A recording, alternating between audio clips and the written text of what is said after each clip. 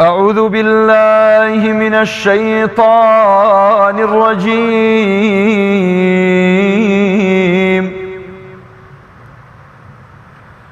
بسم الله الرحمن الرحيم.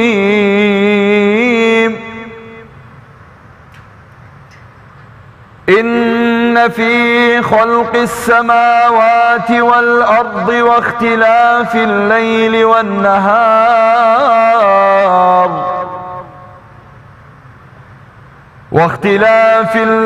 والنهار لآيات لأولي الألباب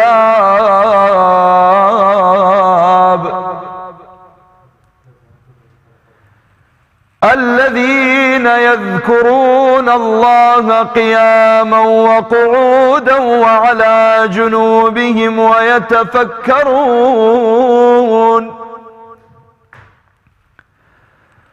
ويتفكرون في خلق السماوات والأرض ربنا ما خلقت هذا باطلا سبحانك فقنا عذاب النار.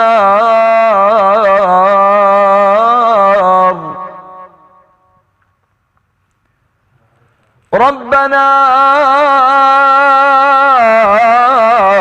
إنك من تدخل النار فقد أخزيته وما للظالمين من أنصار.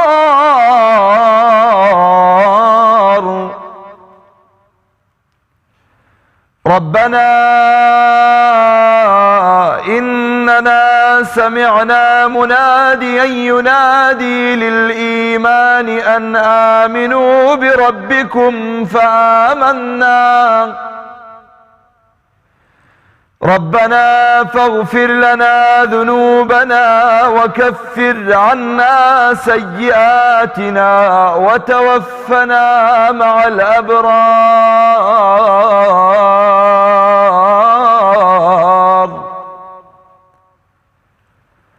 ربنا وآتنا ما وعدتنا على رسلك ولا تخزنا يوم القيامة.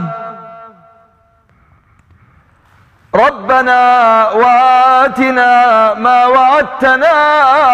على رسلك ولا تخزنا يوم القيامة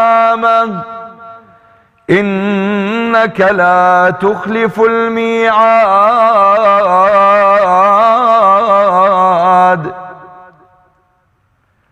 صدق الله العظيم. ربي هرچن شرمزار و رو رشیدی وانتم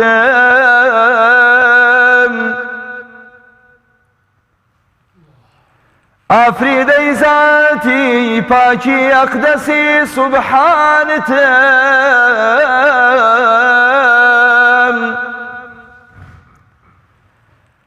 تكشكاوا قر لجير باري قناها قامتم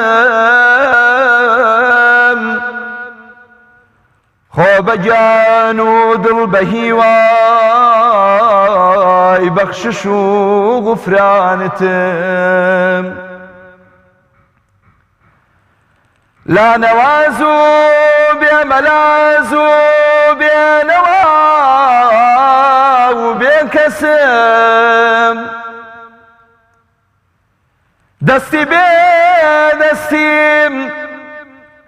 بدستيم بلند كردو چاوري احسانتم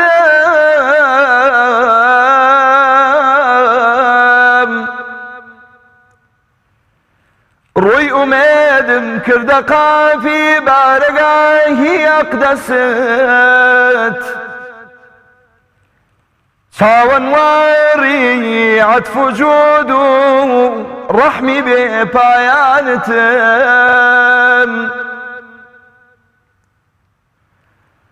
رمنيا دس هالبرم من بوتكاي احوالي خوم چونکە غەرقی بحري قناة وسيانتم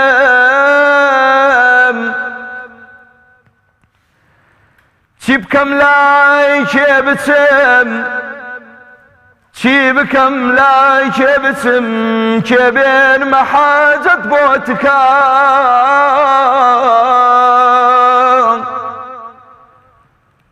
هەرچی بمخۆ ئومەتێکی شاهی ئینس و جانتم باوەڕم پێتە بە دڵیەزدانی پاکی عالەمی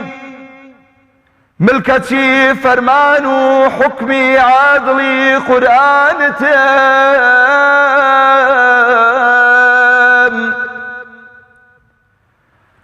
ئەی خودایە چاوەڕوانی عەفو و ڕەحم و غوفرانتم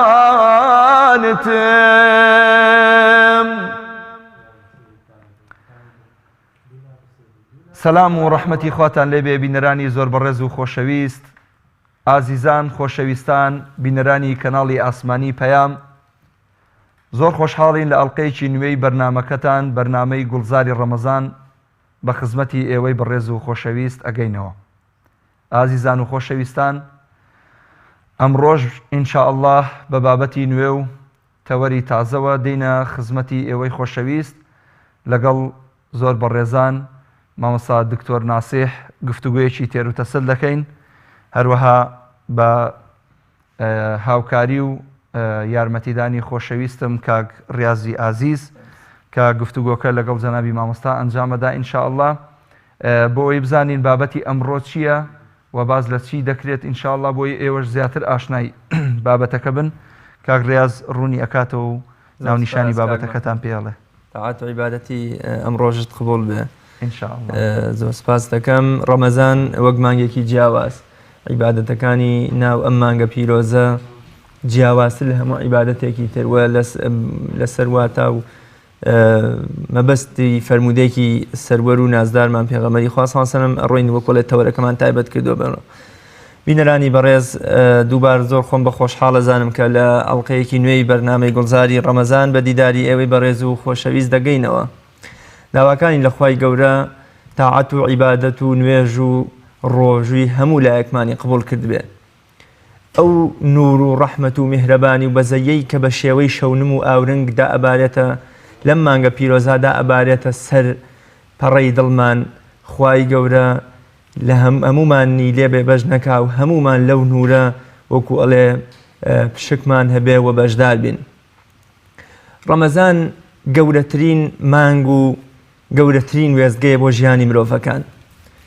ڕەمەزان وەک مانگێکی جیاواز جیاکراوە لەلایەن خوای گەورەوە کۆمەڵێ تایبەتمەندی و خەسڵەتی زۆر گەورەی هەیە کە وای کردووە جیاواز بێ لە هەموو مانگەکانی تر لەسەر واتا و مەبەستی فەرمودەیەکی پێغەمبەری خوا صلی الله علیه و سلم تەوەری ئەمڕۆی بەرنامەمان بۆ ئەو مەبەستە تەرخان کردووە کە خوای گەورە ئەفەرمێ ڕۆژوو بۆ خۆمە و هەر خۆم پاداشتی ئەدەمەوە هەموو کار و کردەوەیەکی تری خودی مرۆڤ بۆ خودی خۆیەتی تەنها ڕۆژوو نەبێ ئەم فەزڵ و چاکە و نهێنی و حکمەتە لە جیاوازی ڕۆژوو لە هەموو پەرشەکانی تر لە چیدایە هۆکاری چیە خوای گەورە لە هەموو عیبادەتەکان دەداتەوە بە خودی مرۆڤ خۆی تەنها ڕۆژوو لە نێو پریاسکەیە هەڵ ئەگرێ بۆ خۆی و ئایا ئەمە مەبەست لەوەیە کە ڕۆژوو هێندە گەورەی و بایەخ و وەکو ئەڵێ پلە و خێر و پاداشتی هەیە کە خوای گەورە پێویستی بەوەیە کە تەنها لای خودی خۆی پاداشتی بداتەوە یام پەیوەندی بە شتێکی ترەوە هەیە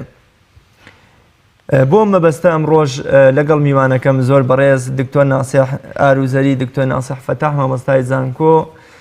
تاوتوێی ئەم پرسە ئەکەین و هیوادارین وەکو ئەڵێ گرنگیەکی وا بم بابەتە بدەین کە جێی ئومێدی ئێوەی بەڕێز و خۆشەویست بێ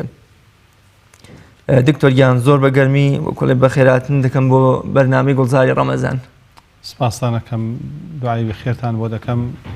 سڵاوی خوا لە ئێوە و لە هەموو بینەرانی بەڕێز و خۆشەویست و تاعەت و عیبادەتیشتان قبول بێ و خوای گەورە بیکاتە توێشوویەکی باش بۆ قیامەتمان. اللهم ئامینی هەموو لایەک خی گەورە تاعات و عیبادەتی هەمووان بە بینەرانی خۆشەویستیشەوە قبول بکە و توێشەبەری قیامەتی هەمومان قورس و سەنگین بکە تا ڕوومان بێ لە خزمەت خی گەورەدا لە ڕۆژی قیامەتە سەربڵندانە بە دیداری شاد ببین. بەڵێ دکتۆر، وەکە زانین مانگی پیرۆزی ڕەمەزان هەر لە سەرەتا و لە نێو 12 مانگەکەی ساڵدا لە نێو 12 مانگەکەی ساڵی عەرەبی یان کۆچیدا تایبەتمەندی و کۆمەڵی خەسڵەتەیە کە جیای کردوێتەوە لە هەموو مانگەکانی تر. منە پرسم حکمەتی جیاکردنەوەی ئەم مانگی پیرۆزی ڕەمەزان لە مانگەکانی تر چییە بۆ ئەوی دواتر باز لە حکمەتی جیاکردنەوەی عیبادەتەکانیشی بکەین لە هەموو عیبادەتەکانی تر. بە ناوی خوای بەخشندە و میهرەبان، درود و سەڵات و سەلام و ڕەحمەتی خوایی بۆ سەرگیانووی پاکی پێغەمبەری ئیسلام سەیدنا محەممەدی کوڕی عەبدوڵڵاه عەلەیهی ئەفضەل الصەلاة وەسەلام.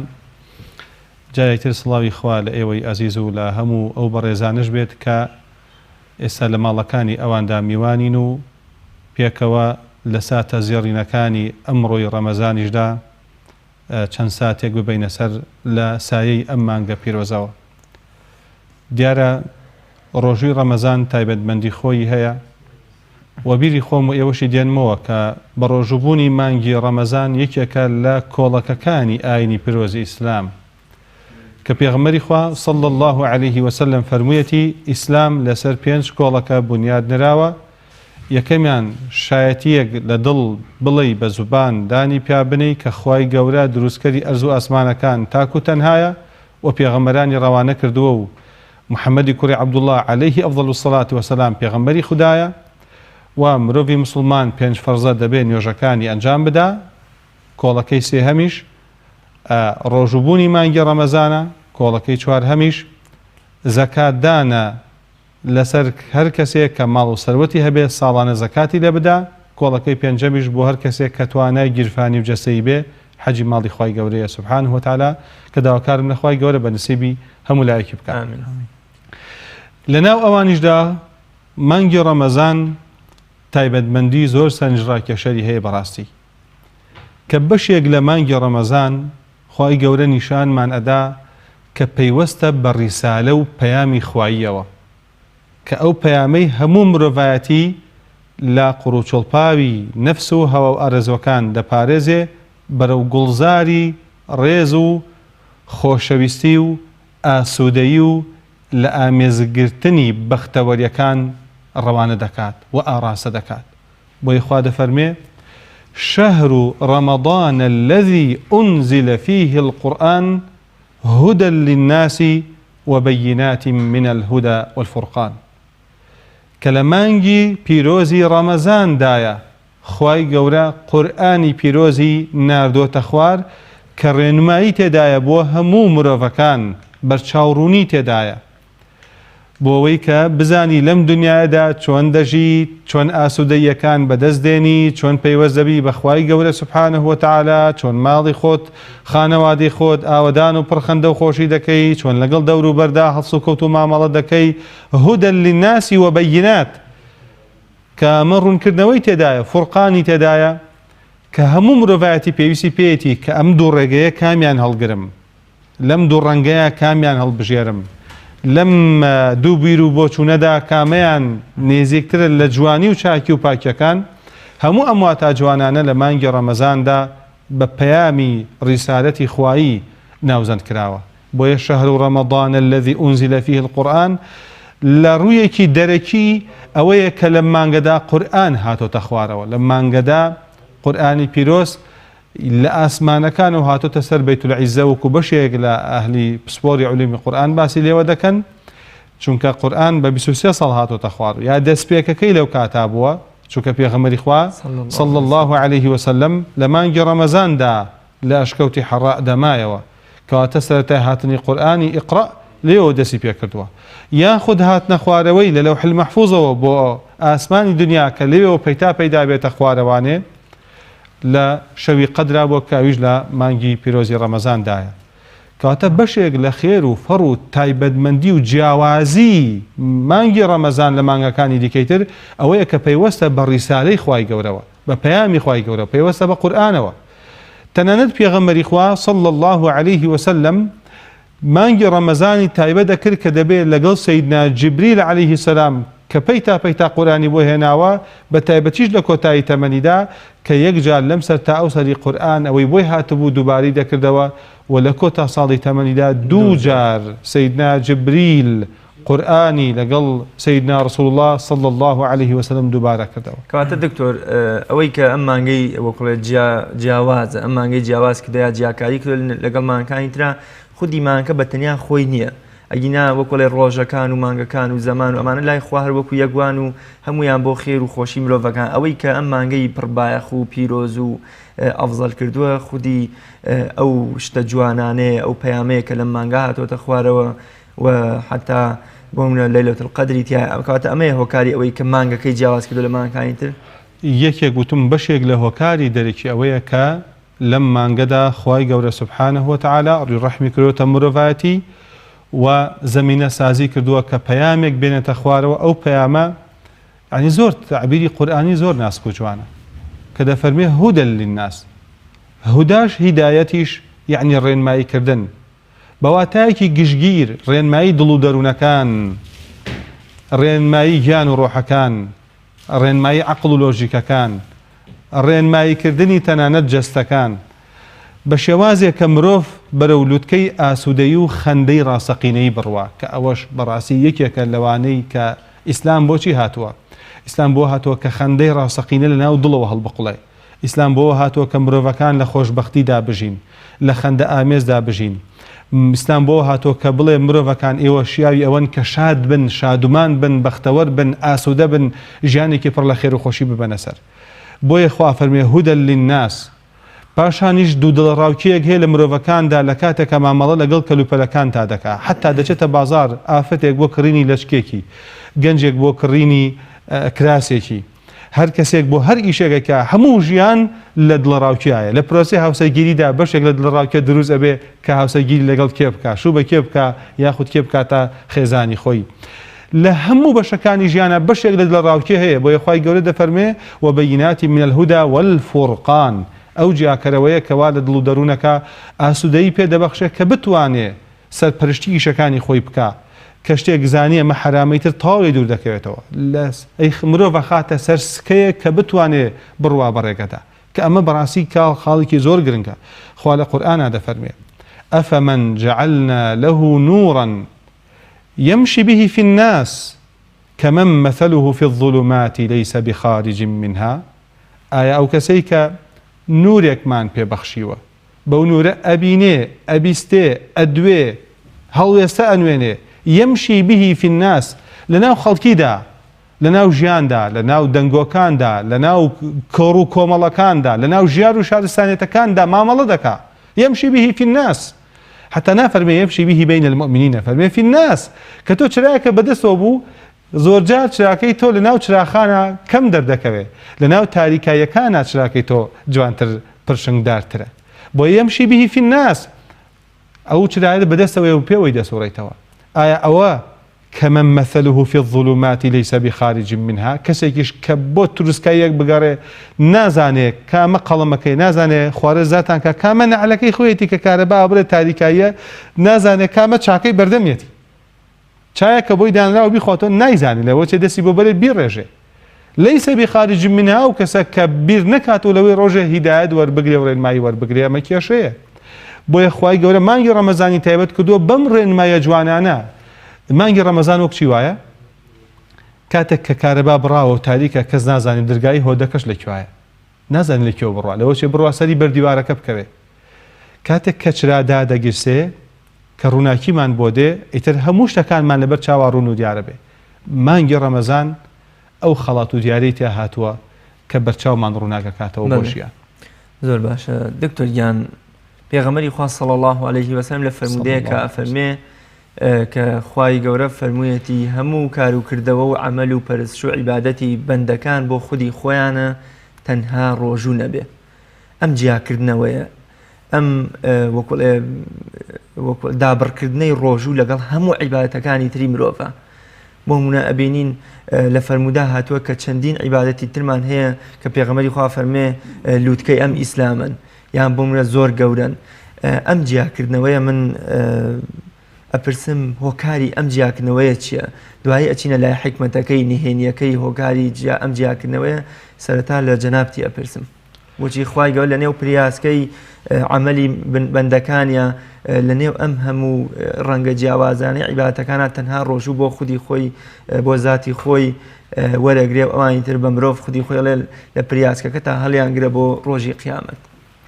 لە ڕاستیدا ئەمە پرسیارێکی زۆر جوانە و ڕووی دووهەمی ئەو باسەیە کە ئاماژەم پێکرد. ڕووی یەکەمی خێر و فەڕ و بەرەکەتێکە کە قورئانی تێهاتۆتە خوار و ڕێنمایی هەموو مرۆڤایەتیە. بەڵام ڕووی دووهەمی ئەو ئەرکەیە کە مرۆڤی موسڵمان لە بانگی بەیانی تا بانگی ئێوارە خۆی دەگرێتەوانێ لە خواردن و خواردنەوە ڕابواردن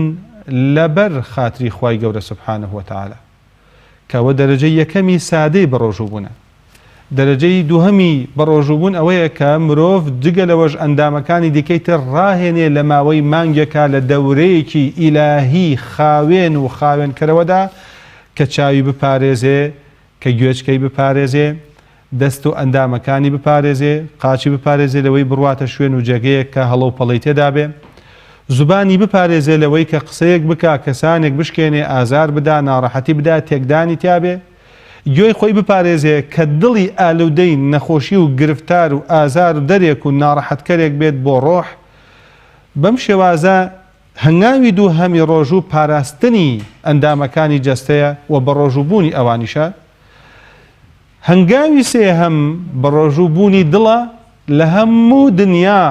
لە جگە لە خوای گەورە سوبحانەه وتعالە کە ئەمەش دەبی صالحین بووە و تیانە بە ڕۆژوو ئەبین لە دنیا لە خزمەت خوایە ڕۆژوو دەشکێنین مەبەستیان پێ ئەو بووە کە جگە لە خوای گەورە و خۆشەویستی خوایی لە دڵیاندا نەبووە هەموو دنیا وەک چی سەیریان کرد وەک من هاتوومەتە ناو ئەم ستۆدیۆیە ئەم دیمەنە جوانە و ئەم ڕەنگە و ئەم کورسی و ئەم مێزە و ئەو بەڕێزانەی کە لە دەور و بەرمانن بەڵام من کاتیم دوای سەعاتێک ئەڕۆم لێرە دڵنیام کە ئەڕۆم لەبەرەوە بە ئەندازەی ئەم سەعاتە دڵم خۆشە بەم دیمەنە ئیتر دڵمی پێوە نابەستم ژیانمی پێوە نابەستم چونکە لەگەڵ خۆمان نایبەم ژیانی دنیاش بە هێمان شێوەکو ئەم ستۆدیۆیە کە خەڵک دێتە ناوی بەڵام هەندێک کەس دڵی پێوە ئەبەستێ ئەزانی ئەمە تێبینیەکی وردە کە ڕۆژ و تایبەتمەندی هەیە بۆ خوای گەورە لای خوای گەورە سوبحانەه وتعالە بگاتە ئاستێک کە بۆنی دەمی کە ناخۆشە لای ئێمە لای خوای گەورە خۆشتر بێ لە میسک نوێژ ڕۆژی پێنج جارێکەین کەچی خوا فەرمێ ڕۆژووی خۆمە بەشێک لە پەروەردەکردنی دڵ و دەروونە بۆ لای خوای گەورە کە جۆری سێهەمی ڕۆژووە کە دڵی مرۆڤ بە ڕۆژوو بێ چونکە چەندە دنیا لە دڵی مرۆڤدا بێ بەو ئەندازەیە ئازارە کێشێ کەسێک سیارەیەکی هەیە ئەگەر سیارەکە لە ناودا پەڕەکانی دڵیا بێ شەیدای بێت بۆی بژی دایمە لە پێش چاویدا بێ ئەگەر هات و شوختێکی بچووکی تێ ببێ دڵی ژانەگرێ خەفەت ئەخوا بێزار ئەبێ بێتاقەت ئەبێ ڕیشکی سپی ئەبێت خەفەتی پێ ئەخوا تووشی تۆڕەبوو نەبێ خوێنی زیات پرتەپرت ئەکا دڵی زیاتر لێ ئەدا وای لێدێ هەر لە ئێسۆ هەنگاوی پیرێتێنێ بۆ چونکە چەند دنیا لە دڵ تابێ بۆ ئەندازەش ئازار ئەدرەی لە ناڕەحەتیەکان سروشتی ژیانی دنیاش وەهایە چەنە بەدەستکەوتنی نیعمەتەکان دڵخۆشە بی دوو ئەوەندە بە لە دەستدانی نیعمەتەکان غەمگین و خەفەتبار و ئازاردەر و دڵشکێن ئەبیت بۆیە یەکێک لە نیهێنەکانی ڕۆژی ڕەمەزان ئەوەیە کە دڵی مرۆڤ پەروەردە بکە لەسەر ئەوەی کە خۆی بپارێزێ لەم هەموو شتەی کە هەیە لە دەور و بەردا عاقڵانە مامەڵی لەگەڵدا بکە کە ئەمەش نهێنی و ڕاوێکە بۆ ئایەتی كتب عليكم الصيام كما كتب على الذين من قبلكم لعلكم تتقون أو خو باراستنه ولا سونغي أو فرمودة شوانه كخواي جوري سبحانه وتعالى دفرمي لحديث قدس كدايا كتو أماجد ببشيكي كرد دفرمي يدعو طعامه وشرابه وشهوته من أجلي لبر خاطري منه حزو أرز وكاني خوي بجوي أخا كأمش فلسفي جياني مروفي مسلمانة لەگەڵ کەسی ناموسڵماندا بۆ نمونە من حەز ئەەکەم لە شتێک بەڵام ئەم حەزە سەیرەکەم ڕەزامەندی خوای لەگەڵدانیە لە پێناوی خوا واز لە حەزەکەی خۆم دەهێنم بۆ ئەوەی کە بچمە سەر ئەو ڕاستە شەقامەی کە خوا دایناوە لە سۆنگەی ئیمانی بەهێزم باوەڕی بەتینم دڵنیابوون و یەقینم وەک خۆر لە ناوەڕاستی ئاسمانە وەک مانگ لە شەوی تابانە ئەوەی کە خوا بۆمی هەڵبژاردووە زۆر ڕاسترە زۆر تەواوە حەق و ڕاستی و کاڵەتی جوان لەناو ئەوەدایە لەوەی کە حەز و ئارەزوەکانی خۆم داوایەکە. دکتۆر لە فەرموودا هاتووە کە پێغەمبەری خوا صلی الله علیه و سلم فەرمێ یەکەمین کار و کردەوەی مرۆڤ کە لە ڕۆژی قیامەتە عەبدی لەسەر محاسەبە ئەکرێ و لێپرسینەوەی لەگەڵ ئەکرێ نوێژە. وەکۆڵێ ئەگەر هەم نوێژەکانی باش بێ ڕێک و پێک بن بە باشی ئەنجامی دابن کەم تەرخەمی و کەم و کورتی تیانە کردبن هەموو کار و کردەوە عەمەلەکانی تری وەکۆڵێ بۆ باشە بن بەڵام ئەگە بە پێچەوانەشەوە بێ ئەوە هەموو کار و کردەوەکانی ئەم جیاکردنەوەی ڕۆژوو کاتێک کە خوای گەورە ئەفەرمێ ڕۆژوو بۆ منە ئایا ئەم ڕۆژوە مەسەلەکە ئەوەیە کە هەر بۆ خۆی کافیە بۆ ئەوەی کە عەبد لە لای خوای گەورە بەخشندەی بەرامبەر بکرێ خوای گەورە لی خۆش بێ یام هەڵگرتنی ئەم جیاکردنەوە یان هەڵگرتنی ڕۆژوو بۆ ڕۆژی قیامەت و ئەوانی تر بۆ خودی مرۆڤ پەیوەندی بە چیەوە هەیە؟ لە ڕاستیدا نهێنیەک هەیە ئەو نهێنیەکی زۆر سەرنجڕاکێشەرە کە هەندێک جار مرۆڤ خۆشکی تایدا حەیران ئەمێنێ ئەبێتە دێوانە دایکت پێی نازانێ باوکت پێی نازانێ براکەت پێی نازانێ هاوڕەکەت پێی نازانێ تەنانەت خێزانیشت پێی نازانێ لەوە مهمتر و گرنگتریش تەنانەت مەلائیکەتەکانیش بێ ئاگان لێی کە ئەویش نهێنی دڵسۆزی و بۆ خوابوونە دەوروبەرمان نایزانێ من بە ڕۆژوم یا بە ڕۆژوو نیم ئەم پرسیارە لە تۆ ئەەکەم ئایا من بە ڕۆژوم یا بە ڕۆژوو نیم ناتوانی بڵی بە ڕۆژی یاخود بە ڕۆژوونی چونکە من چەندین کات هەبووە لە تۆ دیار نەبوو تەنانەت ئەگەر بە هاوسەری ژینم بڵێم ئایا تۆ ئەزانی من بە ڕۆژوم یاخود نا لە ڕواڵە تاڵێ پاشێ و لەگەڵ مندا کردووە و پێکەوە ئاوێکمان خواردۆتەوە و بەڵێ جەنابەت وا حەسەکەم بە ڕۆژووبی بەڵام من خۆ چەند ساتێک بووە کە چوو بێتمە هۆدەکەی ئەودی و ئەو ئاگای لە من نەمابێ کە دەکرێت نقڵە لە گیرفان مابوو بێ کە دەکرێت ڕۆشتە بم دەموچایەکم شۆری بێ و قومی ئاویشم خوارد بێتەوە بەڵام مۆرە دڵێک کە پەروەردە بێ شەیدایانە لە خزمەت خوادا ئامادە نەبێت لە کاتێکا کە هیچ کەسێکی لە دەوردانیە لە کاتێکا کە سەلاجەیەکیان هەیە ئاوی سازگار و بەڕادێکی هەیە ئاوی سازگاری تایە چەند جۆر میوەی تایە لە کاتێکایە کە برسێتی زۆری بۆ هێناوم لە کاتێکایە کە هەر بە دیتنی ئاو ئاسوودەیم پێ ئەگا هێشتا نەگەشتە سەرزارم بەڵام بە هیچ شێوازێک لە ناخی دڵمەوە لە لاپەڕەکانی دڵمەوە لە هەست و سۆزی منەوە لە هەڵقڵاوی هەموو خانە و شانەکانی لاشەمەوە هەمووی ئینزار لێدا کە نابێ ئەو ئاوە بخرێتەوە جارێ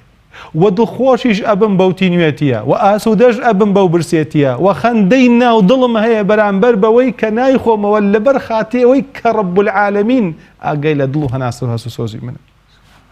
من هێنیەکە کە خوا ئەفەرمێ ئەسەوم لی ئەو ڕۆژە هی خۆمە يدعو طعامه وشرابه من أجلي ئەم هەمووە برسێتی ئەبێ تینوێتی ئەبێ دەوروبەر کەس نایزانێ کەواتە ئەم ڕۆژوە وەکو ئەڵێ لە نێو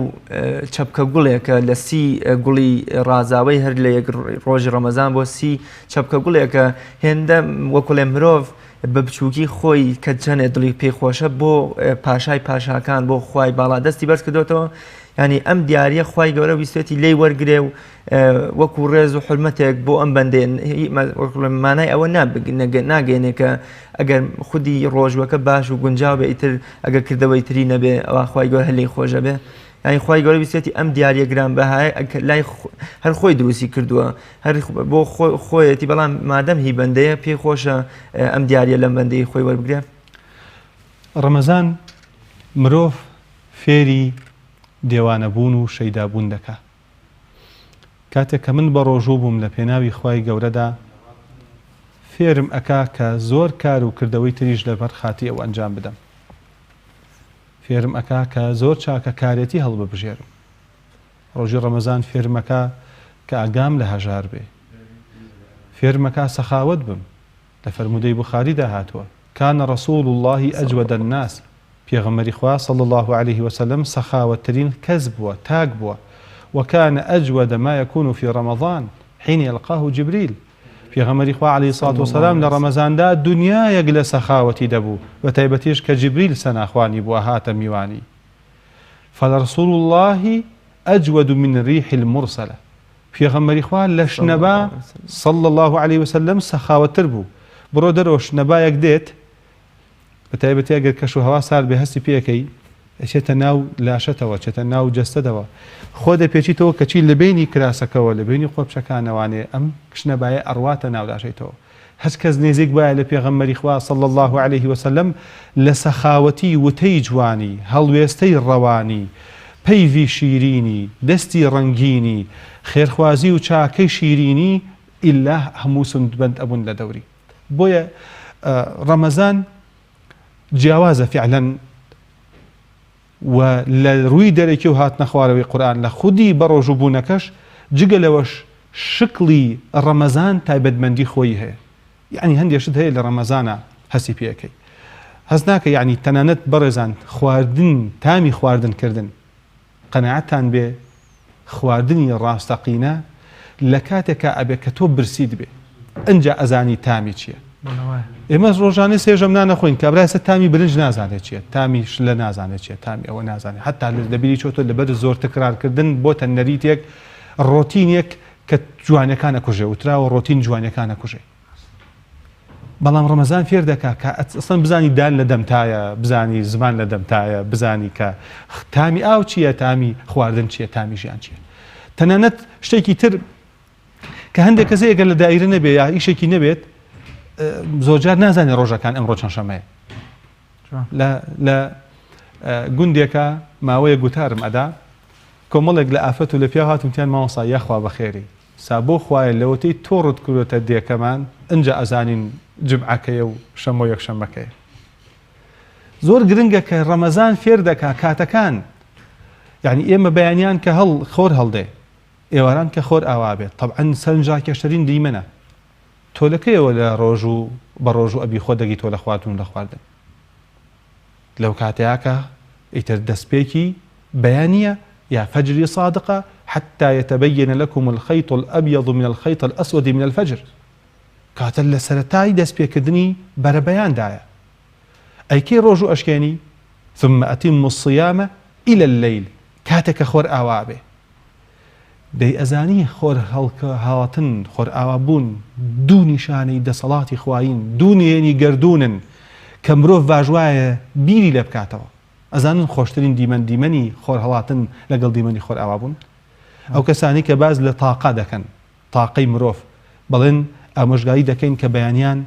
چەند ساتانێک سەیری خۆرکە کە هەڵدێت چونکە دروست ئەتوانی سەیریکەی بەس نیوەڕۆن نەتوانی سەیری خۆرکەی ئێواران نەتوانی سەیری خۆرکەی چەند دیمەنێکی جوانە کە لە شاخە ناسکەکان و سەرنجڕاکێشەرەکان و بەهێزەکانی کوردستانەوانێ ئاوا ئەبێ سەیرکە لە قورئانە خوا ئەفەرمێ فسبحان الله حين تمسون وحين تصبحون باز لەوەکە کە تۆ تەسبیحاتی خوا بکەی لە کاتێکا خۆر ئاوا بێ لە کاتێکا خۆر هەڵدێ بیستمە لە زانایەکی گەورەی کورد مامۆستا ناسیری سوبحانی بە ڕەحمەت بێ کە زۆر تەرکیزی کردوتە سەر ئەم دوو حاڵەتە کە تۆ لە بانگی بەیانی و خۆرکەوتن نان ناخۆی و لە ئێوارەشدا دەستەکەی تۆ بە خواردن لەم دوو حاڵەتەدا دەبێت خوا فەرمی حتى يتبين لكم کاتە زۆر گرنگە لەو کاتانەیە سەیرێکی خۆر هەڵاتن کەین سەیرێکی شاخەکان کەین سەیرێکی ئاسمان بکەین چ دیمەنێکی جوانی هەیە لە کاتی خۆر ئاوا بوونە بۆیە زۆر گرنگە یعنی لەسەر لێواری ماڵەکەتەوە کە ئەگەر خۆر ئاوا ببینی زۆر دیمەنێکی جوانە خۆر هەڵات ببینی زۆر دیمەنێکی جوانە بۆیە تایبەتمەندی ڕەمەزان ئەوەیە بەشێک لە کات و خۆر هەڵاتن و جۆڵەی خۆر یعنی جۆڵەی خۆرت پێنیشانەداتەوە کە زۆر جار ئێمە بێئاگاین دەی چونکە لە قورئانە سەرنجمان ڕائکێشێ بۆ شانەی خەڵک بە ڕۆتین سەیرەکە سەیرکە لە قورئانە زۆر بە گرنگی باس ئەم بابەتەکە ئەگەر کاکراز ئیزم فەرمێ پرسیارێک ئەەکەم سەبارەت بە پاداشتی ئەو ڕۆژووە بڵێن ئەگەر هەموو وشەیەک مرادفی هەیە بڵێن کەلیمەیەک هەیە بەرامبەر ڕۆژوو چی شتێک هەیە ئەوەندە خێر بێ بەقەد مەسەلەن ئەوەندە پاداشتی وەرگری لە لای خوای گەورە بەقەدەر ڕۆژوو یعنی بڵێن قەدری هەبێ لە لای خوای پەروەردگار و لێت وەرگیرێ لە ئاستی ڕۆژووا بێ بۆ نمونە وەگەڵێن فەرزێک لە شوێنێکە ئەوەندە خێری هەیە و لە ماڵی خوایە لە مەکەیە بۆ نمونە ئەوەندە خێری هەیە مثلا لە مانگی ڕەمەزانە ڕۆژوو چەند خێری هەیە جیاواز بە ڕۆژووی ڕۆژێکی تر غێری مانگی ڕەمەزان ئەم مرادیفاتە چۆنی ڕێگەخرێتەوە؟ لە ڕاستیدا قسەماوە لەسەر ئەوەی کە ڕەمەزان چەند جیاوازی هەیە لە ڕووی تەئەمولاتی خودی ڕۆژەکە و هەڵاتن و ئاوابوون و خودی سڕی مرۆڤەوە. بەڵام بۆ وەڵامی ئەم پرسیاری بەڕێزە دەڵێم لە ڕۆژوو ئەوەندە گەورە و مەزنە، ئەوەندە لای خوای گەورە شیرینە کە فەرمێتی هی خۆم و خۆم پاداشتی ئەدەمەوە، بەڵام لە هەندێک فەرمودا ئاماژە بە شتێکی زۆر سەنجڕاکێشەر دەکات کە دەفەرمێ بەرامبەر بە ڕۆژووی ڕۆژان و شەونوێژی شەوان دەبێتەوە دەرەجەتە الصائم القائم، کە ئەویش پرۆسەیەکە کە پێی دەوتێت پرۆسەی پەروەردەی مرۆڤەکان هەتا ئەگاتە ئاستی ڕەوانێتی لە بەها ڕەوشتیەکان. إن المؤمن ليدرك بحسن خلقه درجة الصائم القائم، يا دفرمي كالصائم الذي لا يفطر والقائم الذي لا يفتر. كسيك بروجو بيونيشكينه تاكاتي خوي وشون يجيب كا بلان بچتامو تشيجو لذتي كواني كبيزار وبيتاقد نبي ببوني چي ببوني بها روشتيكان جا أميش بها روشتيكانيش پروسي عمره پروسي تمنه بەڵام خوای گەورە بچووکێکاتۆ لە پەروەردەیەکی مانگی ڕەمەزانە بۆمانی دائەنێ، وەگەرنا پرۆسەی ڕەوشت و بەها ڕەوشتەکان پرۆسەی تەمەنە. تۆ لە منداڵیەوانێ فێرە شتە سادەکانی دەکەی تا گەورە ئەبێ فێری بەهای ڕەوشتی جوانێکی چۆن مامەڵە بکات لەگەڵ مامۆسایە، چۆن مامەڵە بکات لەگەڵ دایک و باوکە، چۆن مامەڵە بکات لەگەڵ دەور و بەردا. بەڵام دوایی چۆن ئەم مرۆڤە وەها بێ کە دڵی پاک بێ، کە دڵی خاوێن بێ، کە ژیانی دەوروبەری خۆی ئاسوودە بکات، کە بێتە سەرچاوی خێر و خۆشی، ئافەتێ بێتە سەرچاوی خێر و خۆشی بۆ هاوسەرەکەی، پیاوی بێتە سەرچاوی خەندە و خۆشی بۆ هاوسەرەکەی. چۆن وامان لێ بکەین کە دایکمان ئێمەی بینی دڵمان پێخۆش بێت، چۆن وا بکەین کە باوک بین کە دایک بین بینیمیانیان دڵیان پێمان خۆش بێت. ئەمە پرۆسەی ژیانە، پرۆسەی ژیان یعنی فەلسەفەی ژیانە کە لێوە فێرە بیت، دنیاە فێرە بیت، ئەنجا بەرەو بوومەکەی ئەم ڕەوشتەیە. یعنی قسەیەکی خۆشە گێڕنەوە دەڵێن ئەوە لە هەندێک لە شوێنەکانە، لە هەندێک لە بورجەکانە کە خەڵک سەردانی ئەکا، گەڕۆکەکان، سایحەکان، گەشت گوزارەکان ئەوانەی کە لە وڵاتانەوە دێنە چن بۆ هەندێک شوێن، لە شوێنێکە پیاوێکی لێ وێنە ئەکێشێ،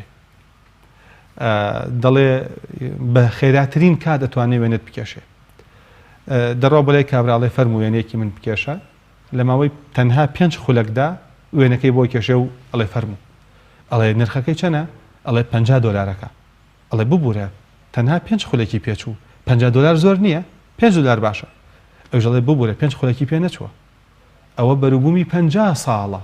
ئەو جا من ئەتوانم لە 5 خولەکە پێشکەشی تۆی بکەم. جا بەها ڕەوشتیەکان ئەزمموی و پەروەردەی 50 دانە ساڵی تەمەنە. ئەو جا کەسێک زانایەک دانایەک حەکیمێکمان بۆ دروست دەبێ کە من تۆ بڕۆنەی لای بڵێن ئەرێ ئەم شتە چۆن بکەین، ئەم شتە چۆن نەکەین، خۆ 5 دقەی پێچێکا کە چیتایە نا ئەو ئەزممونیەکی تەمەنە هەموو تەمەنی خۆی لەسەر ئەوە داناوە. جا بەها ڕەوشتیەکانیش کە لە شەریعەتی ئیسلامدا دانراوە لە بەرامبەر ڕۆژوە، چونکە هەموو تەمەنی مرۆڤەکانی گرتوێتەوە،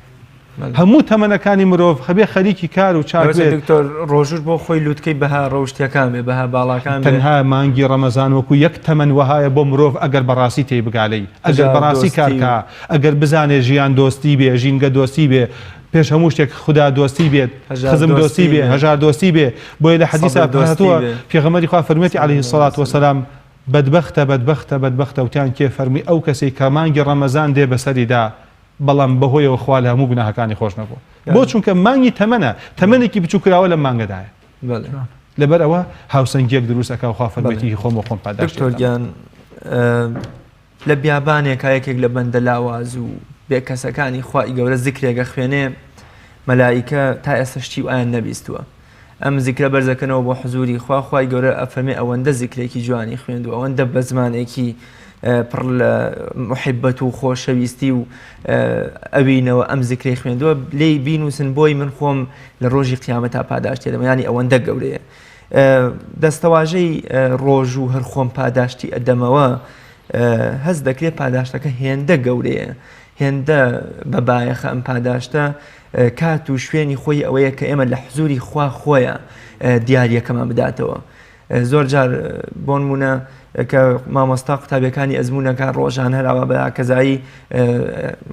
وەکۆ لە تەشبیاتی نەبێ وەرەقەکانیان داتە بەڵام ئەوەی سەری ساڵ سەیرەکەی لە مناسبەتێکە لە هۆڵێکە هەموو کۆکرێنەوە بە شێوازێکی پڕ لە ڕێز و خۆشەویستی کارتی سەرکەوتن بە قوتابیەکانە درێتەوە. هۆکاری جیاکردنەوەی ڕۆژی مانگی پیرۆزی ڕەمەزان کە خوای گەورە فەرمێ ڕۆژوو بۆ خۆمە خۆشم پاداشتی ئەدەمەوە هی ئەوەیە کە پاداشتەکەی هێندە مەزن و گەورەیە کە خوای گەورە بیستێتی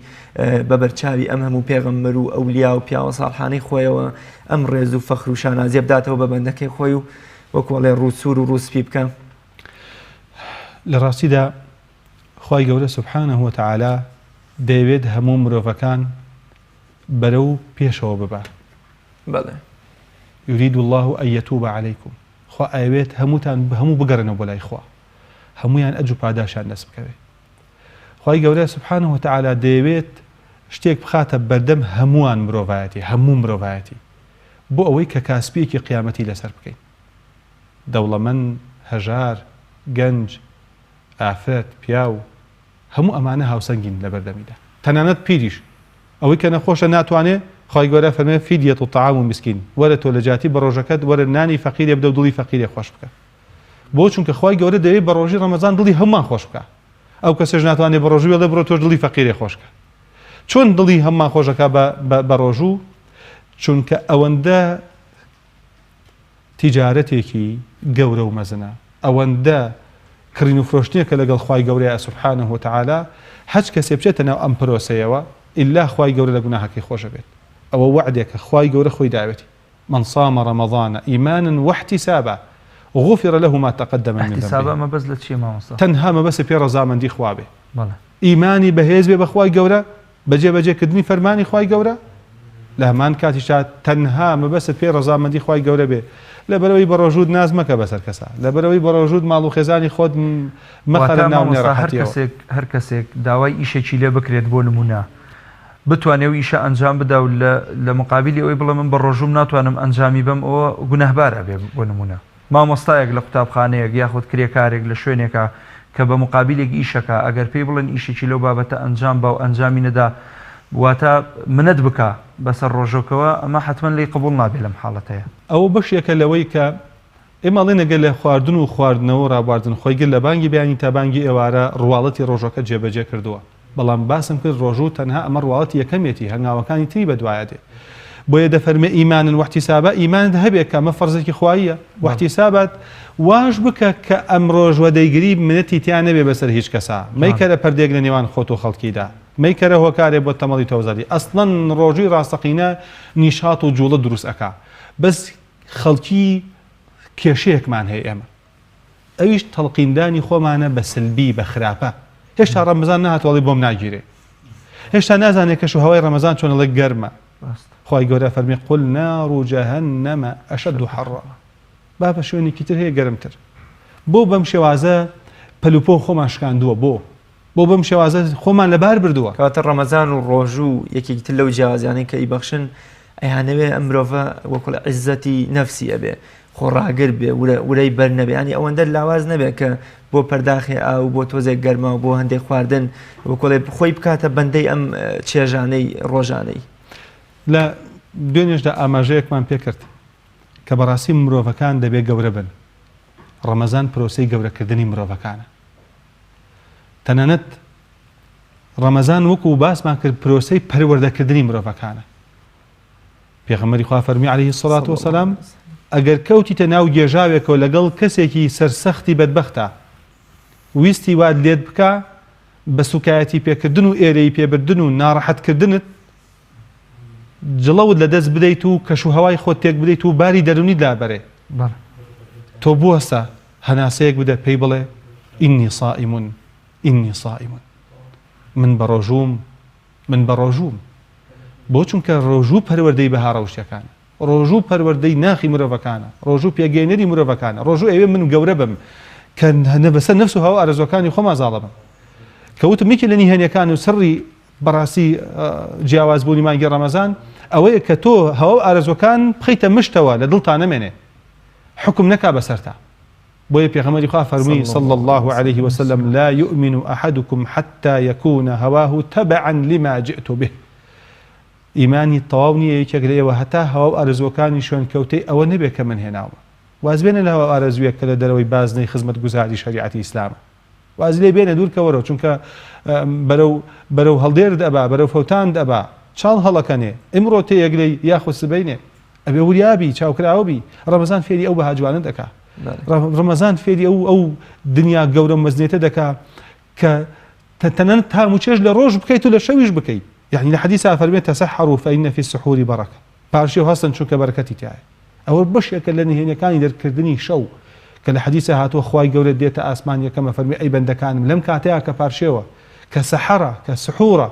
کە لەو کاتەیە کە پێش بەیانیە چەند ساتانێکی ناسکە کە تایدا گوناهباران هەناسەیان نەداوە چونکە ئەوەی کە گوناه هەکا بە شەو هەتا پێش بەیانی توانە وزەی نامێنێ بەخۆی لاڵسەکەوێ وەخەوێ. بەڵام چەند ساتانێکە کە کەش و هەوا پاک و خاوێنە سیارەکان هەمووی وەستاون هۆکارەکانی پیسکردنی ژینگە وەستاون ئەنجاوە الصبح إذا تنفس سەیری کە تۆ ژیان بەچیە بینی ژیان هەمووی ژیانەوەی تێدایە تەنانەت بەرەبەیانیش هەناسەدانە بۆی کە تۆ هەستکەی بە هەناسەکانی خۆت لەگەڵ هەناسەکانی گردووندا کە ئیدا هەستکەی بە ژیانێکی ڕاستەقینە والصبح إذا تنفس چەند خۆشە کە تۆ پارشێ و دەیت لەو کاتەیە طبعا دوور کات شەو نوێژی بکە لەو کاتەیە وەکوهای لە پاڵ کەعبان نوێژت کرد بێت لەو کاتەیە ئەستەغفروڵڵاه بکە خوا وەصفی ئیماندارانەکە فەرمێ وبالأسحار هم يستغفرون. بۆیە مانگی ڕەمەزان جیاوازە هەموو بە زۆری کە سونەتەکە جێبەجێکەی نەبێ ئەو مانگە هەموو پارشێوێ هەڵبسینەوەنێ بۆ قومی ئاویش بێت بۆ دنکە خورمایەکیش بێت بۆ زیکر و تەسبیحاتێکیش بێت هەڵەسینەوە لەبەرەوە دەرکردنی جوانیەکانە پەروەردەکردنی ڕۆح و گیان و کیانە هەستکردنە بە خودی خۆمان گەڕانەوەی بە خودی خۆمان کە ئەمەش بەڕاستی واتایەکی گەورەی لە ژیاندا. دکتۆر گیان وەگەزانین ڕەمەزانی پیرۆز کە مانگی وەکوڵی لووتکەی یام قەڵای ڕۆژوو گرتنە کەچی لە پێش و لە پاشی شێوە ڕۆژووی ترمانەیە شەعبان و شەوال ڕۆژوی محەڕەم و عەرەفە و ڕۆژ و سنەتی دووشەمە و پێنجشەمە و هی 13 مانگی عەرەبی ئەم ڕۆژ و سنەتانەش ئایا هەر هەمان حکم و تایبەتمەندی ڕۆژی مانگی پیرۆزی ڕەمەزانیان هەیە یان مانگی پیرۆزی ڕەمەزانە کەوای کردو ڕۆژوەکەی هێندە بە بایەخ و گرنگ بێ کە خوای گەورە بفەرمێت من ڕۆژووی ڕەمەزان بۆ خۆمە و هەر خۆشم پاداشتی ئەدەمەوە یان جیاوازی لە فەزڵ و پاداشتانە جیاوازی ئەم ڕۆژوە کە لە ڕەمەزان ئایگرین لەگەڵ ڕۆژەکانی ترا لە چیدایە؟ لە ڕاستیدا من دوو ڕۆم ئاماژە پێ کرد ڕوویەکی دەرەکی هەیە کە لە مانگی ڕەمەزانە قورئان هاتوۆتە خوارەوە تایبەتیش لە یەکی لە شەوەکانیدایە کە خێری ئەو شەوە 83 ساڵ عیبادەتە 1000 دانە مانگە کەواتە تەمەنێکی مرۆڤە کە لەولا شۆ باسمان کردمان لەگەڵ بەهاڕەوشەکانە کە مرۆڤ بە تەمەنێکی زۆرە گاتە پەروەردەی بەهاڕەوشەکان بەڵام لە ڕەمەزانە پوخت کراوەتەوانێ ئەم بەرامبەریکردنە زۆر واتای گەورە هەڵدەگرێت کە ڕەمەزان تایبەتمەندی خۆی هەیە بەڵام لەگەڵ تایبەتمەندی ڕەمەزانە خودی بە ڕۆژوبوونیش تایبەتمەندی خۆی هەیە کە خۆ برسیکردنە لە بانگی بەیانی تا بانگی ئێوارە بۆیە لە فەرمودا هاتووە پێغەمبەری سەروەرمان درود و سەڵات و سەلام و ڕەحمەتی خوای لەسەر بێ دەفەرمێت من صام يوما في سبيل الله هەر کەسێ یەک تاقە ڕۆژ لەبەر خاتری خوا ڕەزامەندی خوا بە ڕۆژوو بێ إلا باعد الله بذلك اليوم وجهه عن النار 70 خريفا ئەوە بەهۆی بەڕۆژوبوونی ئەو تاقە ڕۆژەوە خوای گەورە 70 پاییز 70 دانە ساڵ لە ئاگری دۆزەخی دوور دەخاتەوە سەی چ پرۆسەیەکی گەورە مەزن ئەمە ڕۆژووی ئاسایی ڕۆژی دووشەمە ڕۆژی پێنجشەمە ڕۆژووی 13 و 14 و 15 هەموو مانگێکی قەمەری بەڕۆژوبوونی شەوال بەڕۆژوبوونی مانگی محەڕەم نەودەی محەڕەم هەموو ئەوانەی کە لە سونەتا باسکراون ئەبێتەوە کاروی 70 دانە ساڵ مرۆڤەکان لە ئاگری دۆزەخ بە دوور بن ئەمە چ پرۆسەیەکی ژیانە ئەمە چ مەزنەیەکی ژیانە کە مرۆڤەکان تێبگەن و پێ بگەن و دنیای جوانی و چاکی لە خۆیان نزیک بکەنەوەن بۆیە نهێنی ڕۆژی ڕەمەزان لە دوو لاوەیە یەکەم مانگی ڕەمەزان کە مانگێکە خاوەن ئەرزشە هیدایەتی تیا هاتۆتە خوارەوە شەهر ڕەمەضان الذي أنزل فيه القرآن دووهەمیشیان لەبەر خودی بەڕۆژووبوونەکەیە کە خوا فەرمێتی هی خۆم و خۆم پاداشی ئەدەمەوە لەبەرەوە بەڕۆژووبوون لە غەیری ڕەمەزانە ڕاستە وەکو خودی ڕەمەزان نییە لەبەرەوەی تایبەتمەندی خۆی هەیە بۆیە فەرز کراوە بەڵام غەیری ڕەمەزانیش ئەو ڕۆژە کە تۆ بەڕۆژوو ئەبی کە بە تایبەتی ڕۆژی دووشەممان و پێنجشەممان فەرمودەی صحیح و ڕاست و دروست و چەسپاوی لەسرە کە فەرمێتی کردەوەی مرۆڤەکان بەرزە بێتەوە بۆ ئاسمان حەزەکەم وەها بێ کە بە زبانی بەڕۆژوو بچێتەوە خزمەت خوای گەورە سوبحانەهو وتەعالا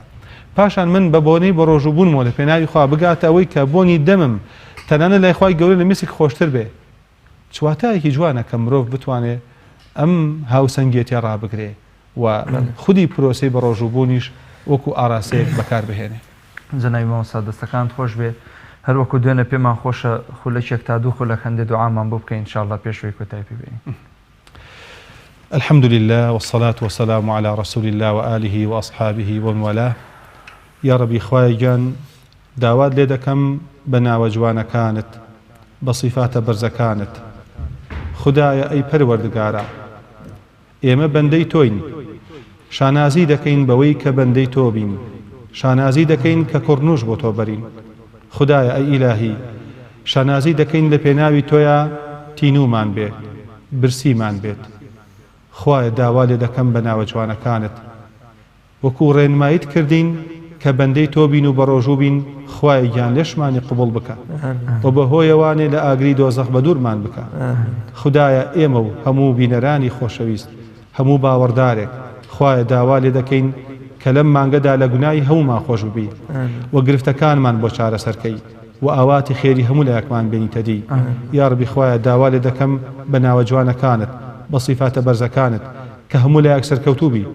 هەموو لایەک سەرکەوتوب بکەی بە تایبەتیش فێرخوازان و خوێندکاران کە ئێستا لە پرۆسەی تاقیکردنەوەدان خدایە ڕێنمایی ئەوانیش بکە و ئەوان سەرکەوتوب بکە پیرەکانمان عاقبەت خێرکە خوای لە دایک و باوکمان خۆش ببە ئەوەی کەماوە لەش ساغ و تەندروستیان کە ئێمە ساڵحکە و خێزان و خانەوادە و مناڵەکانیشمان ساڵح بکە هەتا ڕەزامەندی تۆ بەدەستبێنین ئامین والحمد لله رب العالمین. دەستەکان خۆش مامۆستا گیان خوای گەورە پاداش بداتەوە ئینشاءالله. بەڵێ بینەرانی بەڕێز و خۆشەویست بڕگەی بابەتی ڕۆژ کە باسی ڕەمەزان بوو وەکو مانگێکی جیاواز کە تێیدا ڕۆژ و تاعات و عیبادەت ئەنجام ئەدرێ بە هیوای ئەوەی خوای گەورە لە ئێمەش و لە ئێوەشی قبوڵ بکات ئینشاءالله و ببێتە توێشویەک بۆ قیامەتمان. خۆشەویستان و بەڕێزان ئەچینە لای ناوبڕێک و دواتە دەینەوە خزمەتان بۆ ئەوەی بچینە لای بڕگەی سێیەم کە تایبەتە بە پێشبڕکێی نیشتیمانی بۆ دەنگخۆشی و جوان خوێندنەوەی قورئان لەگەڵمان بن ئینشاءالله.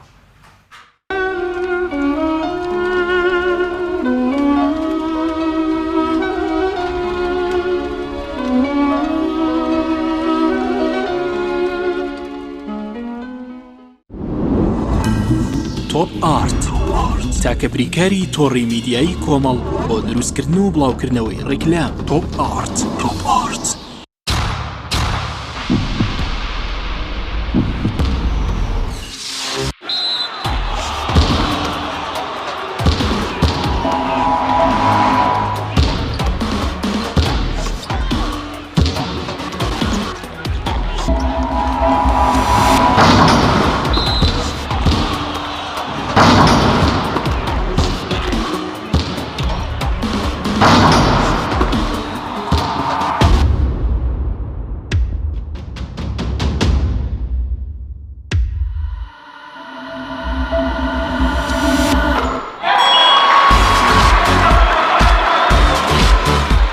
سەرکەوتنە گەورەیە تەنها شیری وشکی ئاڵتونسای تەمێکی ڕاستەقینە و 100 لە 100 سروشتی نۆشی کەو هەمیشە بە بەهێزی بمێنەرەوە. کۆمپانیای دنیا دیکۆر.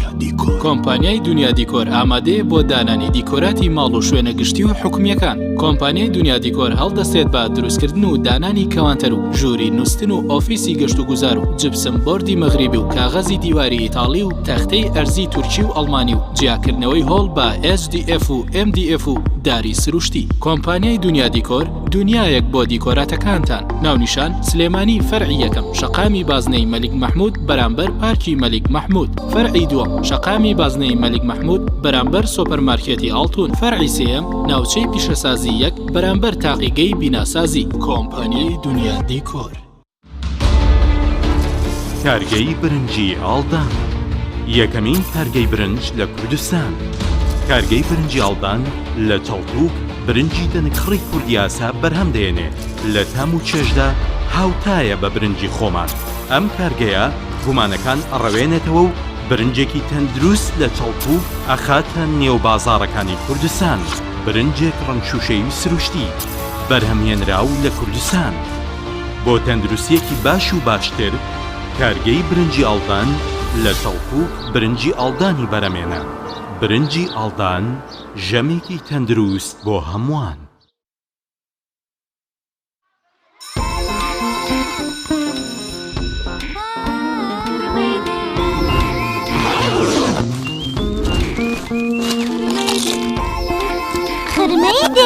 واردن بێت و خرمەی بێن خەیارە نا خرمەی دێ کەواتە گێدەرە گێدەر خرمەی دێ نانی تێریە میزەڵانە لوسی ئاشکرای کەودی تربی درکێنە خرمەی دێلوسی بخۆشان هەڵتەکێنە خرمەی خۆشە و تەمی خۆشە و بۆنی خۆش جپسی لوسیم زۆر کڕیوە بەشی تۆ خرمەیە جپسی لوسی. لامینەت و تەختەی ئەرزی تورکی AGT باشترین تەختەی ئەرزی تورکیا با بارزترین کوالیتی دروستکراوە. پێکاتوە لە چەند مواصفاتێکی بەرز: ئەستوورەکەی 8 ملم و 10 ملم، حاشیەکەی لە ڕەنگی خۆیەتی، ناونیشان سلێمانی شەقامی باسنەی مەلیک مەحموود بەرامبەر بەنزیخانەی بینایی. پەیوەندی بکەن بەم ژمارانەوە: 070 955 7650 070 955 7660. تۆپ ئارت تاکە بریکاری تۆڕی میدیایی کۆمەڵ بۆ دروستکردن و بڵاوکردنەوەی ڕیکلام. تۆپ ئارت.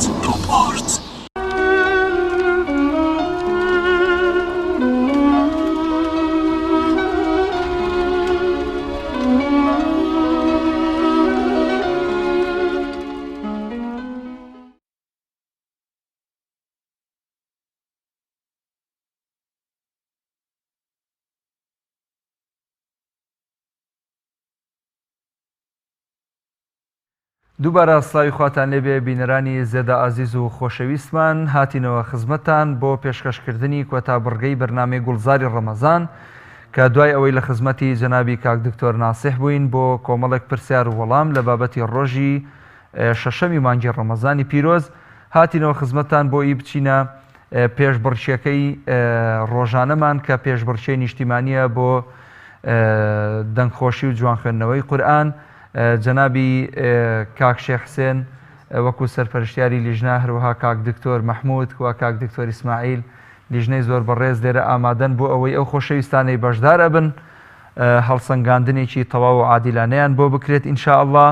و لە ڕۆژانی داهاتووە ئەگەر خوای گەورە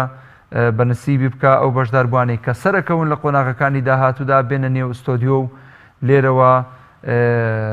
زیاتر ئێوەی خۆشەویست ئاشنا بکەن بە جوان خوێندنەوەی قورئانی پیرۆز. بەڵێ جەنابی کاک شێخ حسێن بەخێر بێنەوە، بە ئومێدی ئەوەی ئەم ڕۆژ ئەو بەشداربوانەی کە لە ڕێی تەلەفۆنەوە بەشدار ئەبن ئینشاءالله بتوانن ئەدایەکی جوان بکەن و بە دڵی لیژنەی بەڕێز بن بە تایبەت کاک دکتۆر ئیسماعیل و کاک دکتۆر مەحموود ئینشاءالله. بسم الله الرحمن الرحيم. الحمد لله والصلاة والسلام على سيدنا ومولانا رسول الله وعلى آله وأصحابه أجمعين.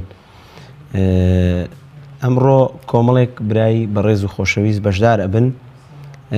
یەکەم دانیان کاک تەحسین عەلی وەرەگرین لە ناحەی جەباری، ئەگەر لەسەر خەت بێ و حازر بێ. سلام علیکم ورحمة الله کاکە تەحسین. وعليكم السلام وسهلا. کاکە تەحسین گیان، برای عزیزم، جەنابتان سوورەی پیرۆزی ئەلبەقەرە ئایەتی 285 بۆ 286 دیاری کراوە بۆ جەنابتان، فەرموون ئینشاءالله دەست پێ بکەن و بخوێنن. أعوذ بالله من الشيطان الرجيم.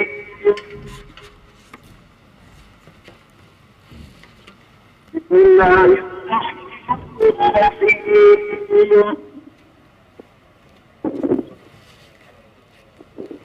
آمن الرسول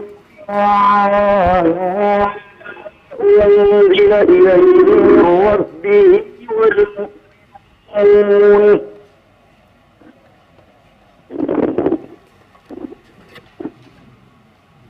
كل آمن بالله وملائكته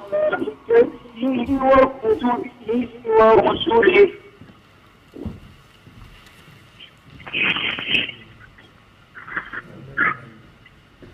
كل آمن بالله وملائكته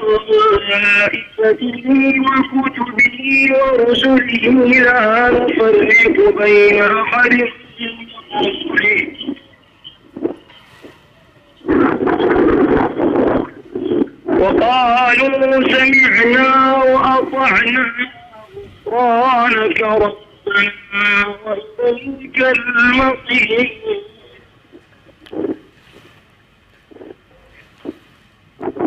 لا يكلف الله نفسا إلا وسعها لها ما كسبت وعليها ما اكتسبت ربنا لا تؤاخذنا إن نسينا أو أخطأنا ربنا ولا تحمل علينا إصرا كما حملته على الذين من قبلنا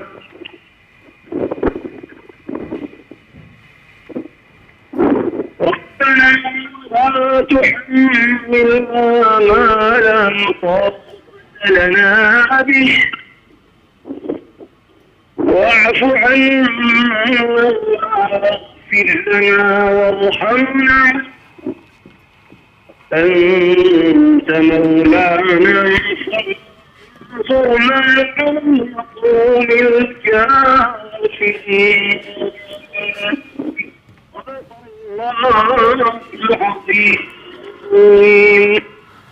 دەستخۆشیمان بۆ برای بەڕێزمان کاکە تەحسین عەلی لە ناحیەی جەباری بەڵام بەداخەوە پەیوەندیەکەی زۆر باش نەبوو زۆر بەباشی گوێمان لە دەنگی نەبوو چونکە پچڕان لە سەوتیا هەبوو کە پچڕان هەبێ لە کاتی تیلاوە ناتوانی بە تەواوەتی حکم بەی لەسەر تیلاوەکەی بە تایبەتی لە بواری تەجوید چونکە بواری تەجوید بوارێکی ورد و دقیقە با بچینە لای کاک دکتۆر بزانین عموماً چی ئەڵێ دەربارەی خوێندنەکەی وڵی برامە هیچم نییە لە بەرەوەی سەوتەکە وازح نەبوو لەلام ئینشاڵڵا ئەگە بکرێت دوای گوێ لێگرم هەر لە بیدایش عەرزم کردن کە بیوەستێنن بەڵامی تر نەتان وەستان بەڵێ دوای سەوتەکە لە مەجالێکە ئەگە سەوتەکە لە ستۆدیۆ وازح بێت بمدەنێ لەسەر فلاشی سیدی گوێ لێگرم و اونجا قەراری لەسەرێت زۆر باشە ئینشاءڵڵا کاک دکتۆرگیان ڕێی جەنابەت لەسەر خوێندنەکە وەڵی دیارە دەستخۆشی لێ یەکەین کاک تەحسین بەس وەکو برانە باسییان کردیانی تەقیم ئاوا ناکرێ بۆ کەسێک کە دەنگی ببڕێ لە بواری وەقف ابتیدای ڕەنگە من ئیشکالم نەبێ ڕەنگە بتوانم هەڵسەنگاندی بۆ بواری سەوت و نەغەمیشا پێم وابێ زۆر ئیشکال نییە بەڵام لە بواری تەجویددا لە بواری تەجویددا پێویستی بە مەسئلەی مەخرەج و صیفاتەکانی خاصەتن بۆیە لە بواری وەقف ابتیدادا من توانم بڵێم سەرکەوتوانە شوێنی گونجاوی هەڵبژار لە وەستان و دەستپێکردنەکاندا هەر بۆیە تێبینیم نییە لەسەری خوا مۆفەقیکە بەڵام ئەگەر پێویست کا دووبارە بکرێتەوە ئەو کاتە شوێنێکا دیاویان ڕەشەبای هەبوویان نان سیارا بوو وەڵڵاهی وا دەرکەوتکە لە شوێنێکا بێت کە ڕەشەبا و ئەوانە بوو بۆ لەمە دوواگە سەو دوا بووە لە بیدایەت و قەتعیکەن وەلەو من عموماً سەوتەکەیم بەدڵ بوو دەنگێکی خۆشیە بوو خراپ نەبوو کاک تەحسین بەڵام پێم سیر بوو یەک طبقە ڕۆیشت هەتا تەواو بوو بەس بە جواب و قرار دەست پێکرد چووە جوابێکی نزم و بەس بە بەیات لە ئەوڵەوە کە دەست پێکرد بەس بەیات بوو هەتا تەواو بوو هەندێک فروعاتی بەیاتی خوێن بەڵام زۆر وانە بوو ینی بە تەلمیح هەچووە سەر ئەو فەرعان لەبەرەوە وەکو کاک دکتۆریش فەرمووی هەرچەند دەنگیشی وازح نەبوو لە ڕووی تەجویدیەوە لە ڕووی وەقف ابتیدا و سەوتەکەوە بڵێن وەکو نەخەمەکە تا ڕادێگەمە ئیشکالمان نەبوو بەس لە ڕووی تەجویدی و ئیشکال هەیە ئینشاڵڵا گەر بکرێت دوایی گوێ لێ بگرینەوە بچینە لای برایەکی ئازیزی ترمان لە شاری سلێمانی کاک محەممەد سەلاح ئەگەر لەسەر خەتە ئەسەلام عەلەیکوم وەڕەحمەتوڵڵا عليكم السلام ماما صياني خوي کاکە محەممەدیان باشی إخوة سلام عليكم ماما صياني ئامادەی ئامادە ماما صياني ئینشاءالله سوورەی ئیبراهیم 35 بۆ 38 کە دەست پێەکە وإذ قال إبراهيم و لێوە دەست پێەکە في السماء کۆتایی ئاەتەکەیە فەرموو. أعوذ بالله من الشيطان الرجيم بسم الله الرحمن الرحيم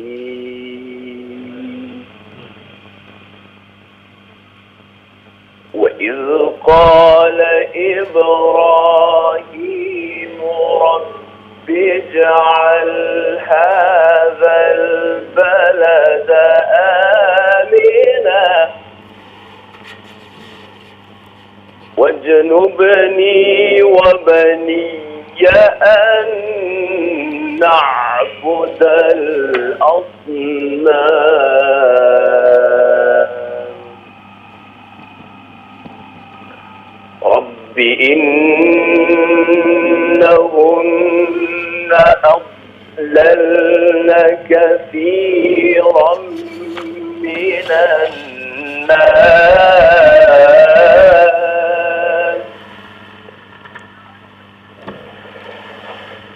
فمن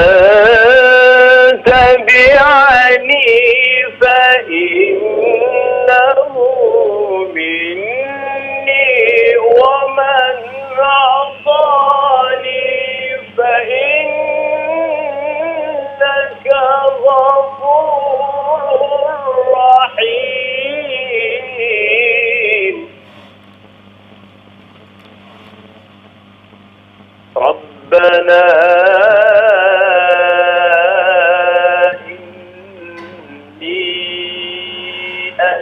أسكنت من ذريتي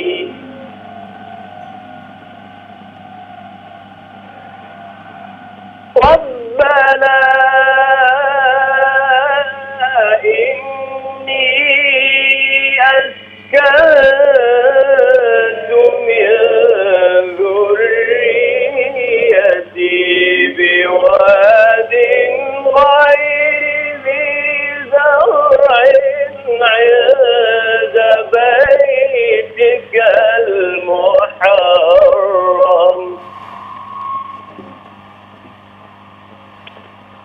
ربنا ليقيموا الصلاة ربنا ليقيموا الصلاة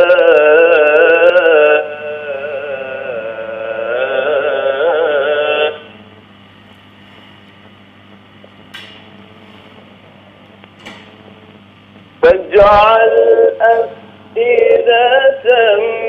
من الناس تهوي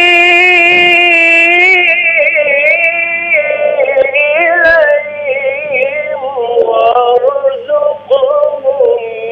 من الثمرات لعلهم يشكرون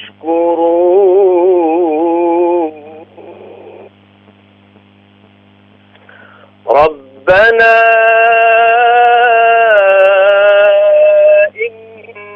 إنك تعلم ما نخفي وما نعلن وما يخفى على الله من شيء في الأرض ولا في السماء صدق الله العظيم صدق الله العظيم. سپاس و دەستخۆشیمان بۆ کاکە محەممەد سەلاح لە سلێمانی بۆ ئەو تیلاوە جوانە کە ئەداعەت کرد. خی گەورە پاداشی خێر باتەوە. ئەچینە خزمەت کاک دکتۆر ئیسماعیل دادوەری تەجوید بۆ ئەوی بزانین تێبینەکانی چیە لەسەر خوێندنەکەی کاک محەممەد فەرموو. بسم الله الرحمن الرحیم. کەسی خۆش بێ کاک محەممەد سەلاح بەعوم من قیرایەکی باش بوو، بەڵام ئەگەر ئینسان لە کاتی قورئان خوێندنا بە تایبەتی لە مسابقاتانەیە وریای خۆی نەبێت،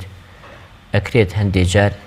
قسووری هەبێت یاخود کەم تەرخەمی هەبێت لە ئەداکردنی هەندێک حکمە بە تایبەتی غونەکان، مقداری غونەکان کە لە هەندێک شوێنە زۆر باش بوو، لە هەندێک شوێنە کورد بوو.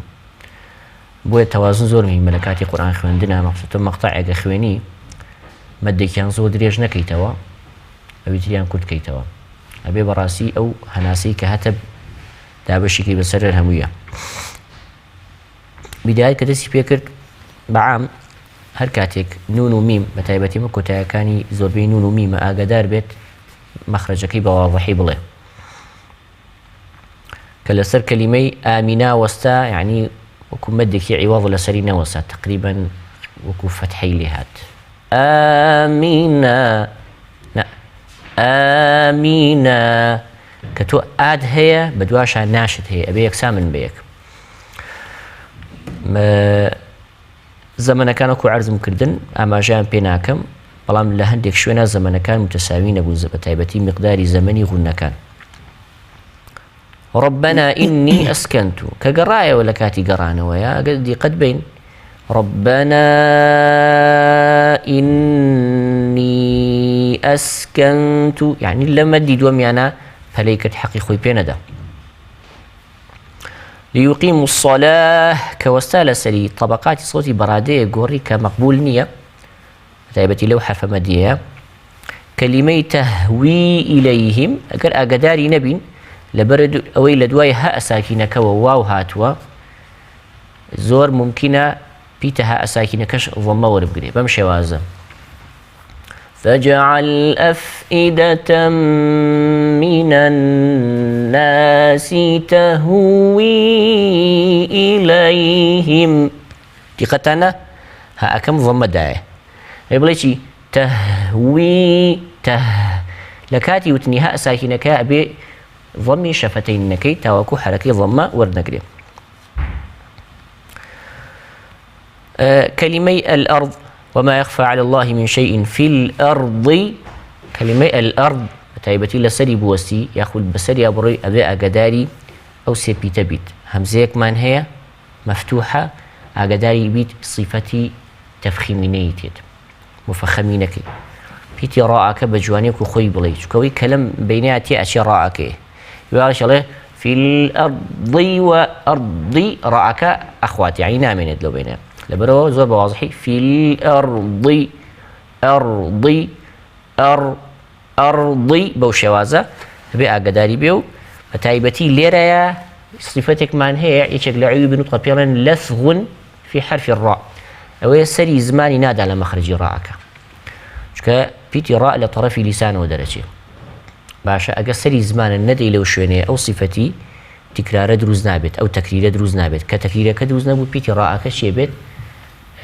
هلا يقل نطقك الرؤى دا بيوتي لفظ في حرف الراء ممشي وازالي في الأرض وأرضي لدور زماني ناقات شوينكو أي نطقي بيبكا بلان بويدر ناوري بوي أقداري صفتي تكرير بلا بيتي راء خايقر باداشي بخيري باتو جمعي خايقر باداشي يوش باتو كاك دكتور جان جناب ملاحظة لسر خوێندنەکەی كاك محمد دەست خۆش بێ کاک محەممەد سەلاح دیارە چەند تێبینیەکم هەبوو لەسەر خوێندنەوەکەی لە بواری وەقفی ابتیدادا سەرەتا لە ئاەتی 35دا لەسەر وشەی ئامینە وەستا دیارە وەستانەکەی دیارە لە ڕووی ماناوە گونجاوە چووکە و مەقتەعاتەوە بەڵام جاری وایە ئەمە حاڵەتێک لە وەستان و دەستپێکردنەوە هەیە ئەوترێ ئەو شوێنی لەسەر وەستی لە ڕووی ماناوە تەواوە بەڵام ئەوەی دوای خۆی هێشتا پەیوەندی پێوێت یعنی نەچۆتە سەر بابەتێکی تر هەر علاقەی بۆ بابەتەوەیە هەر بۆیە أبو بشكي لآياتك بيشو لقلاب خينداوات ربي جعل هذا البلد آمنا لقلاب خينداوات ونقراست وخو بدواء ويادس بيبكا وجنبني وبنية أن نعبد الأصنام لآياتي سيوحاود دا چند وستاني كي كريكي قلوان لسر شيء من ذريتي كديار أو تمان هم لروي معناهم لروي إعراب وبيوندي بدواء خويتي يكسر بدواء شادسي بيكردو لسر جار ومجرور كواتي بيني لسر وستانة جرينجا باسي بكين ناكري يكسر لسر جار ومجرور دس بيبكيتو وناكري لسر شونك بوستي كما ناكي تواو نبوبه دواتر لسر ربنا ليقيموا الصلاة وەستا دیارە پێشەوە وەستانێکی کرد گونجاو بوو لەسەر عند بيتك المحرم دواتر ربنا ليقيموا الصلاة باشا بەڵام فجعل أفئدة من الناس ربطي بل يقيموا الصلاة وهي هل بويا به أو مقطعي بيشي لقل عبلته ونقراستو خو لقل فجعله دس بيبكا آخر تبينيش ديار لسلو شيء وارزقهم من الثمرات وستا بلام كوستا ديار وتمان قنجاو جاري إنسان هناسي بينامنه بلام دواتر به وارزقهم من الثمرات لقل عبلته نقراستو خو لعلهم يشكرون خوي يقول موفقك وسربرز إن شاء الله امين خوي يقول بادش يوجباته ملاحظاتي من يجبوه كاك محمد بەڕاستی تیلاوەکەی عمومەن باش بوو و دەنگی باش بوو بەڵام ترسێکی پێوە دیار بوو ارتیباکێکی پێوە دیار بوو و هەندێک انتقالاتی مثلا لە ئینی ئەسکەنتو لەوێ تقریبا خروج صوتی هەبوو لەوێ لە ئەسکەنتو لە محەڕەم عینی شت یعنی کە وەستانێکی کرد بۆ نمونە کە قاریئەکان ئەوەستن لەسەر وشەی میم کە ئەوەستن ئەزانن چۆن ئەوەستن هەم لە ڕووی تەجویدیەوە و هەم لە ڕووی نەغەمیشەوە نایەن بۆ نموناڵێ ربنا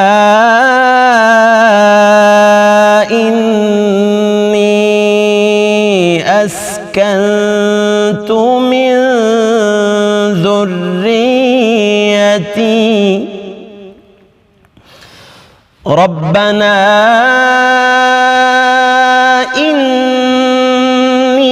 إني أسكنت من ذريتي بواد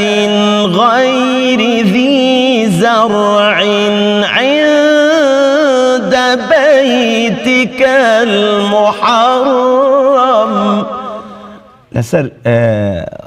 ميمەکە کە ئەوەستی بە هەر مەقامێ وا بکە ئەم مەقامە تەواو ئیشباع ببێ دەرکەوێ قەراری خوێند وەکو جانبی سەوتی و چووە جوابی عالی هەبوو لە نەغەمی شاب بەیاتی خوێن و قفڵی بەیاتەکەی جوان بوو لە ئەسنام جوان قفڵی کرد و ڕستی خوێند سێگای خوێند نەهاوەندی خوێند تۆزێک کوردی خوێند دوای چووە لە منە ثەمەرات کردی بە چوارگایان عەجەم چووە کورد و چووە بەیات و کۆتایی پێهێنا عمومەن تیلاوەکەی خراپ نەبوو خوای گەورە موفقکە ئینشاءالله بەکارهێنانی ئەم هەمە بۆن سێگا و نان بەیاتەمانە نیشانەی سەرکەوتنە ئەنی وە کۆڵێ مرۆڤ زیاتر ئەمانە بەکاربێنێت سەرکەوتوترە بێ حتمما ئەگەر ئەو کەسە مەقامەکان بە جوانی بە تەرتیب ئەدا بکە بەبێ ئەوەی ئیخلال بە قەواعیدی تەجوید و وەقف ئیبتیدا بکە بە شێوازێکی جوان بە سەلیقەیەکی جوان ئەدایی بکە حتمما لێزانینە بەڵام نەسەکە کەمە جاری وا هەیە تۆ لەو نەسەکەما ناتوانانی مەسەن 6 مەقام بخوێنی ئەوانە ئەگەر 3 مەقام بخوێنێ بە تەواوەتی ئەم مەقامە کولی مەقامێ 3 دەرەجە سەوتی هەیە دەرەجەی قراری هەیە و جوابی هەیە و جوابی هەیە ئەتوانێ ئیستیفادە بکات 3 مەقام بخوێنێ بەڵام بە کولی مەقامێ 3 طبقەت سەوتەکەی تیا ئەدا بکا بە شێوەیەکی ڕێکوپێک خوای گەورە موفقیان کات ئەچینە لای برایەکی ترمان لە شاری پێنجوێنی خۆشەویست کاکە سەرکۆ عوسمان السلام علیکم ورحمة الله وبركاته. وعليكم السلام ورحمة الله وبركاته. کاکە سەرکۆیان ئەو شوێنەی کە بۆ جەنابەت دیاری کراوە سوورەی پیرۆزی ئەلئەنبیا لە ئاەتی ژمارە 83 بۆ 87 فەرموو ئەگەر ئامادەی دەست پێ بکەین انشاءالله. بەڵێ انشاءالله. أعوذ بالله من الشيطان الرجيم.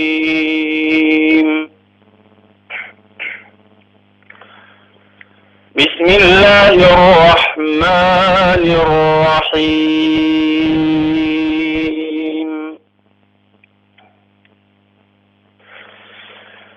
وأيوب إذ نادى ربه أني مسني الضر وأنت أرحم الراحمين. فاستجبنا له فكشفنا ما به من ضر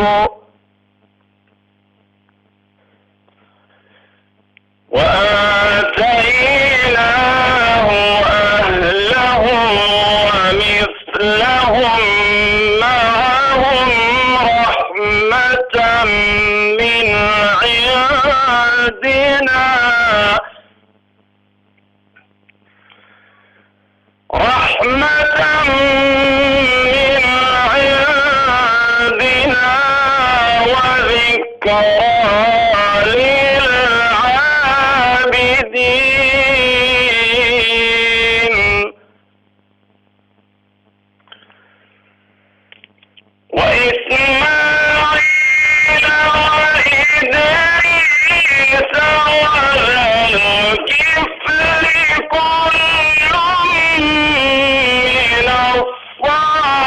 الصابرين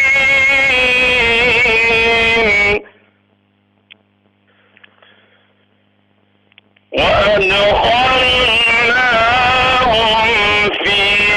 رحمتنا إنهم من الصالحين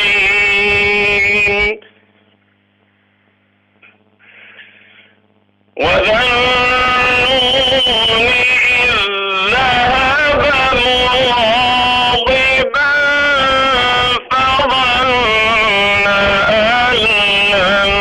نقدر عليه فنادى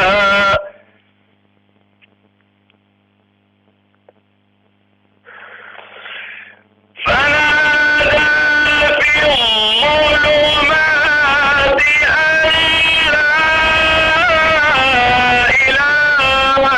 إلا أنت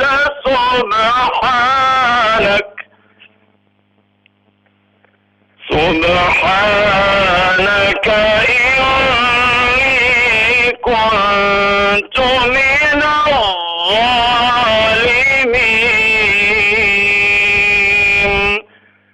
صدق الله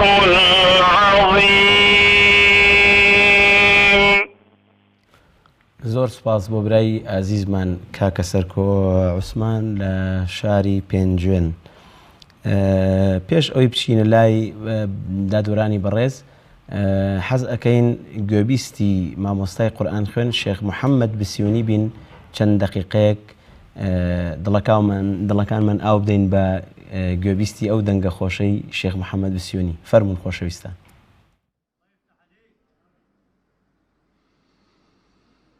إن الذين قالوا ربنا الله ثم استقاموا تتنزل عليهم الملائكة ألا تخافوا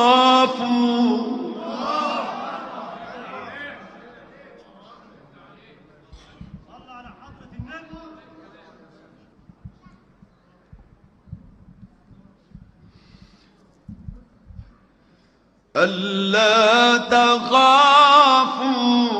ولا تحزنوا وأبشروا بالجنة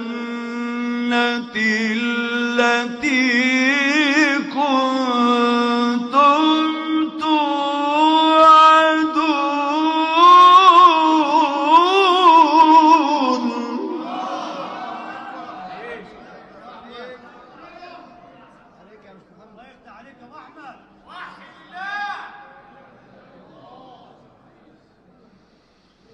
نحن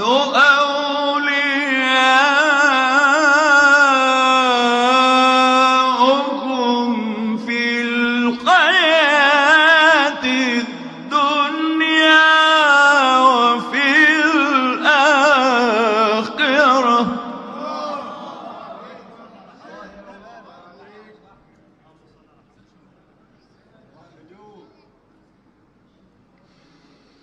ولكم فيها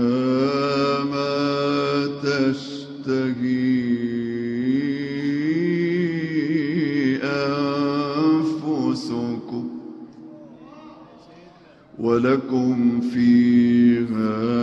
ما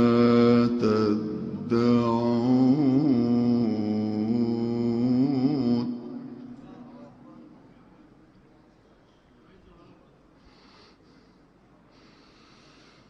ولكم فيها ما تشتهي أنفسكم ولكم فيها ما تدعون نزلا من غفور رحيم.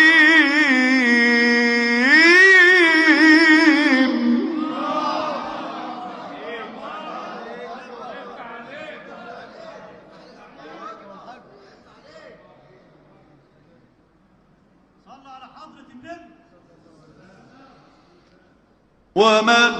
أحسن قولا ممن دعا إلى الله وعمل صالحا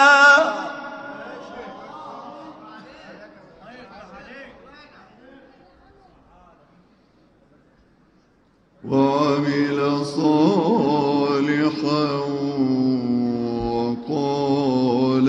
إنني من المسلمين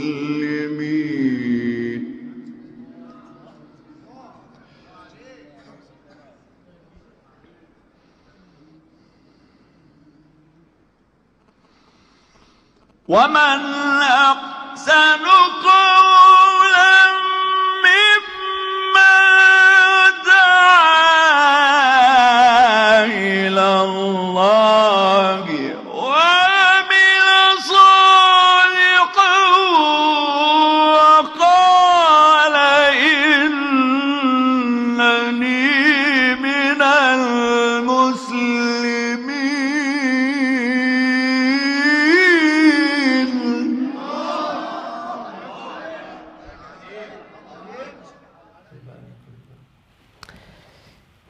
بەڕاستی دەنگێکی کاریگەری هەیە مامۆستا شێخ محەممەد بسیۆنی تەمەند درێژ بێ ئینشاء الله ئەچینە لای برایەکی ترمان پێش ئەوەی بچینە لای ئەو برایە ئەگەر لەسەر خەت بێ ملاحەزاتی هەردوو برای بەڕێزم کاک دکتۆر ئیسماعیل و کاک دکتۆر مەحموود لەسەر خوێندنەکەی کاک سەرکۆ عوسمان لە شاری پێنجۆن کاک دکتۆریان فەرموو. دەستی خۆش بێ کاک سەرکۆ. قیراەکە قیراەیەکی باش بوو. بەڵێ ئەم متوانین بڵێم باش دەمیناوە بە مایکی مایلەکەەوە زۆر باش بوو سەوتەکەی لەبەر سەوتەکە زۆر جار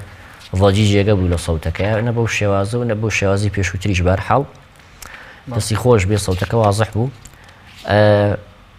بەعام قیراەکە قیراەیەکی باش بوو ئەوەی کە زۆر جا دووبارەیەکەینەوە بۆم بە ڕێزانە ئەویش ئەوەیە ئاگاداری میقداری زەمەنی غونەکان بن بەڕاستی ئەو زۆر دووبارەکەینەوە لە هەندێک شوێنە زۆر بە باشی خوێنێت لە هەندێک شوێنە ئایا هەناسیان پێنامێنەیە چی دڵنیانی بیزەبت بەڵام زۆر جار قسووری هەیە لە حەقی غونەکانە بداية كدسي بيكد وأيوب إذ نادى ربه باتباع اگر ئاگاداری نەبین لەو کاتەیە وەکو میم دەرەچێ ئەم شێوازە وأيوب إذ نادى ربه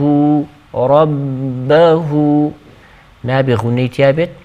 و نابێت بەشی پێشەوەی لێو بەکاربێنی چونکە لە میم ئاڵین ئەم بۆ بە ئاڵین ئەب ئاگاداری ئەوە بێ پیتی باەکە تێکەڵ نەکا بە پیتی میم ئەنی مەسەنی الضر وأنت هەر کاتێک حرفێکی مەضموم هات بە دوایە واوێک هات یاخود حرفێکی مەکسور هات بە دوایە یائێک هات ئاگادار بین حرەکەی ضەممەکە وەکو خۆی بڵین واتە ئیختیلاسی تیا ڕوونەدات ئیختیلاس بۆ مانایی هەندێک لە ضەممەکە ئەهێنێ هەندەکەی تری ناهێنێ بۆ لەبەری لە دوای خۆی واو هاتووە یەکسەر ئینتیقالەکە بە واوەکە ئاگاداری ضەممەی ڕائەکە بە لە کەلیمەی ئەضڕ ئیختیلاسی تیا ڕوونەدات باسی غونەکان ناکەم چونکە عەرزم کردنەوە وأدخلناهم أو همزة أقدار با صفتي شدكي لدز ندات كالدسية تسهيل رؤدات ممشي وازة وأدخلناهم أما هالله شون وأدخلناهم ممشي وازة تبيني كان هذا ونبود سيخوش بيه خام فقط كاك دكتور جان چینە خزمەت کاک دکتۆر مەحموود ئەویش ملاحەزاتەکانی لەسەر کاک سەرکۆ عوسمان لە وەقف ابتیدا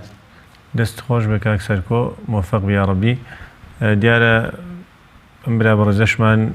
لە شوێنی باشە وەستانی کرد و دەستپێکردنەوەکانیشی گونجاو بوون دیارە کۆتای ئاەتەکان باسمان کرد هەموو کۆتای ئاەتێک سونەت وایە لەسەری بوەستیت بەڵام ئەو وەستانەی کە کردی ڕەحمەتەن من عندنا ڕاستە ماناکی تاوانەوە بەڵام ئاەتەکە ئەو بەشەی تقریبا نتوانین بڵێ دوور و درێژە دوایی کە دەستی پێکردەوە ڕەحمەتەن من عندنا وذیکرا للعابدین شوێنێکی تر لەسەر وشەی فەنادا وەستا بهمان شێوە دیارە ئەگەر لەسەر فەنادا في الظلمات لەوێ بوەستایە گونجاوت چونکە ئەو مەقطعی دواتری ماناکەی ڕەبتی بەوە هەیە هەرچەندە ئەو شێژ مانای تەواوە بەڵام جوانتر وابوو لە في الظلمات بوەستێ دواتر کە دەستی پێکردەوە فەنادا في الظلماتی بەهمان شێوە لەسەر سوبحانەک وەستا هەر گونجاو بوو دەست پێکردنەوەکەی سوبحانەکە ئینی كنت من الظالمین سەربەرز بێ ئینشاءالله و خی گەورە موفقیکا بۆ خزمەتکردنی قورئان ئێوەش موفقکە کاکە سەرکۆی بەڕێز لە ڕووی دەنگەوە بە قەراری عالی دەسی پێ کرد یعنی من هەمیشە بەو خۆشەویستانە ئەڵێم و بە تەلەبەکانی خۆشم کە مەقامات ئەخوێنن هەموو جارێک پێیان ئەڵێم هەتا ئەتوانی بە طبقەیەکی نزم بخوێنە بۆ ئەوی بتوانی بچی بۆ جوابی جواب و عفو بەرز ببیتەوە سەوتت بەرزکەیتەوە بۆ نمونە کە تۆ ئەم ئاەتە خوێنی ئەگەر بڵێ وأيوب إذ نادى ربه أما الطبقية كي برسة أما لا قرارانية يعني لا قرارك برسة بلا ما قرب لي وأيوب إذ نادى ربه أما الطبقية كي قرارك يعني وشون بلي نزمة مجهتان نزم دس بيبكي مجالي فراوان بوني دنگ زياتر هي ودنگ برس كردنوي زياتر هي بۆیە ئەو قەرارەکەی بەرز بوو جوابی خوێن و جوابێکی عالی تۆزێکی خوێن بەڵام ئەمیش هەر عینیش ترس و لەرز بە سەوتیەوە دیار بوو لە مینە الصالحین قفڵەکەی زۆر مەزبوط نەبوو تەوازونێکیشی باش بە سەوتیەوە نەبوو بەڵام ئەوەی چاک بوو کە مەقامەکانی بەباشی خوێند بەیات و ڕست و سێگا و سێگای خوێند و چوە سەر بەیات و کۆتایی پێهێنا خی گەورە موفقیکە ئینشاءالله ئەچینە لای بەشداربوویەکی تر کاکە بیلال نەجمەدین لە هەڵەبجەی شەهید كاكا بلال جان السلام عليكم ورحمة الله. عليكم السلام كاشوي باشي. سلامت بيبراي عزيزم. أو شوني كبو جناب الدياري كرا والسوري بيروزي ياسين لا آيات جمارة حفتة وحود بو هشتاويك إن شاء الله دس بيبكا. إن شاء الله. أعوذ بالله من الشيطان الرجيم.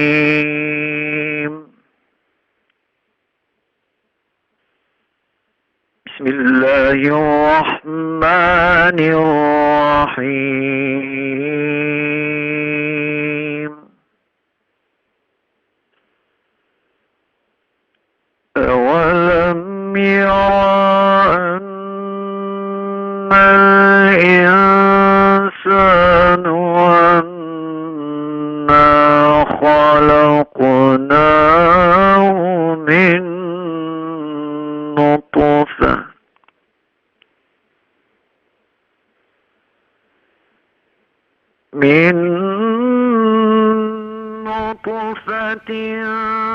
فإذا هو خصيم مبين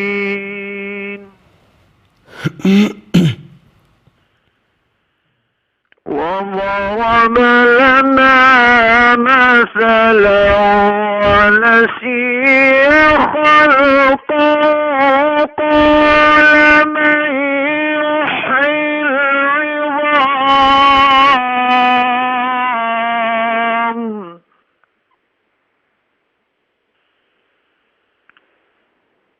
قال من يحيي العظام وهي رميم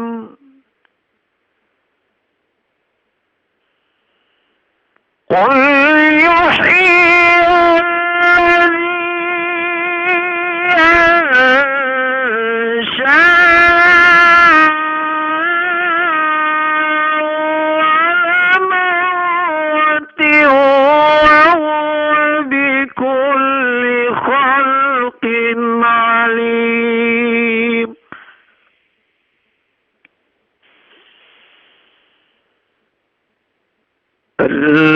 الذي جعل لكم من الشجر الأخضر نارا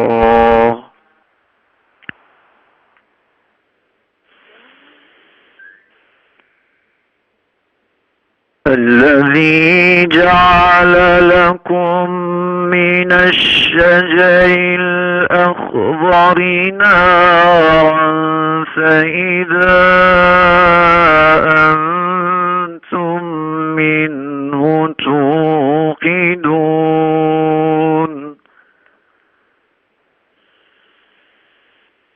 أوليس الذي خلق السماوات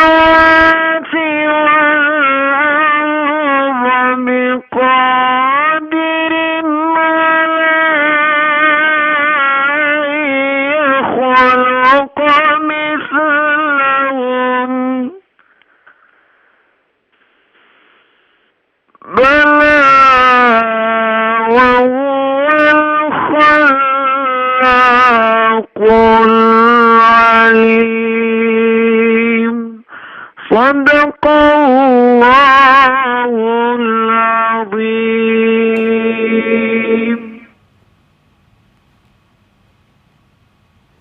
صدق الله العظيم. سپاس بۆ برای بەڕێزمان کاکە بیلال نەجمەدین لە هەڵەبجەی شەهید. کاک بیلال چەندەم خەی ڕابردووە گوێبیستی دەستەواژەی شێوازی مەقامی کورد بووین. ینی لەو سێ ڕۆژە دەرفەتی ئەوە نەبووە کە بچینە خزمەتی ئەم شێوازەی کوردە خۆشەویستەکەمان بەس بەر لەوەی کە گوێبیستی جەنابەت بیمزانین ئەم شێوازە کامەیە و چۆنە من ئەپرسم ئایا شێوازی ئەم شێوازە کورد وەکوڵی خۆی داهێناوە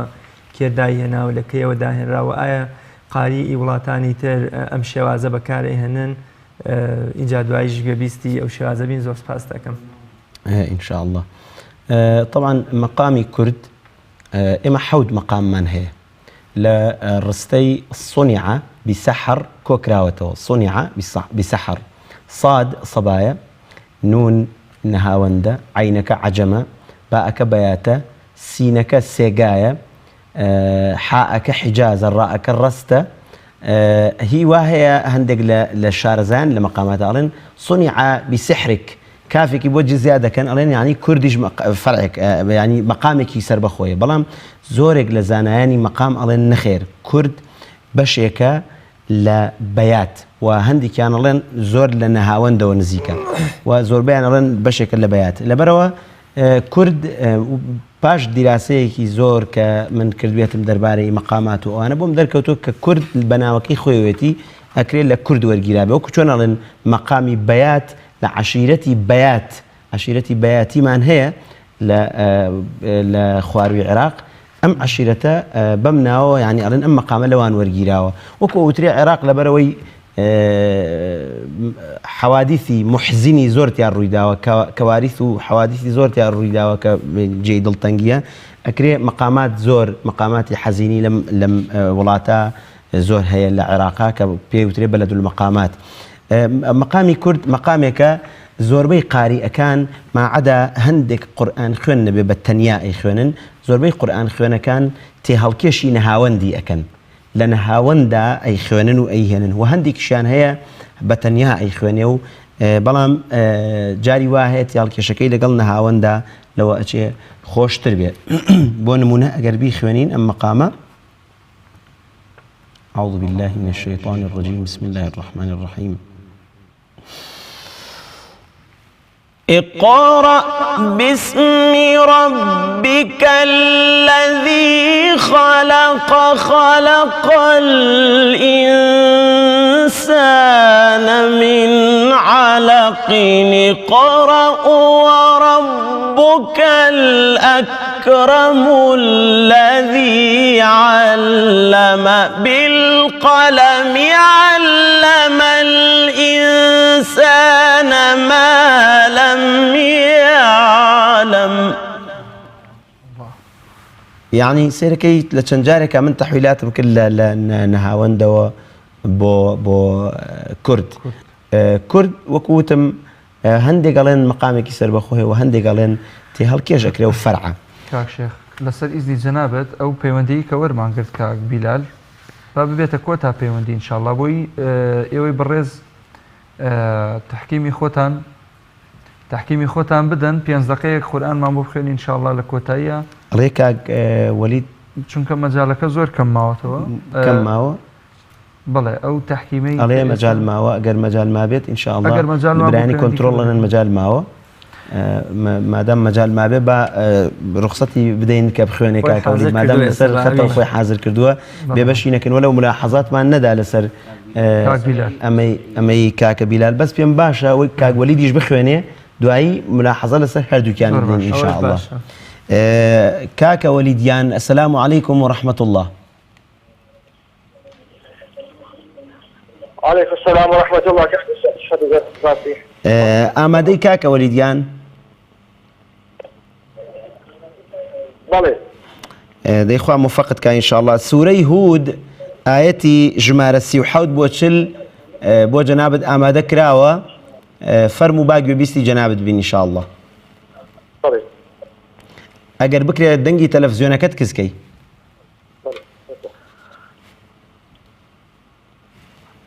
أعوذ بالله من الشيطان الرجيم. بسم الله الرحمن الرحيم.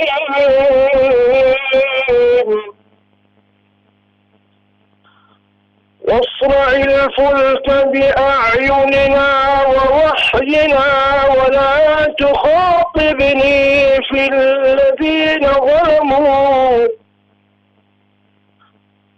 إنهم مغرقون.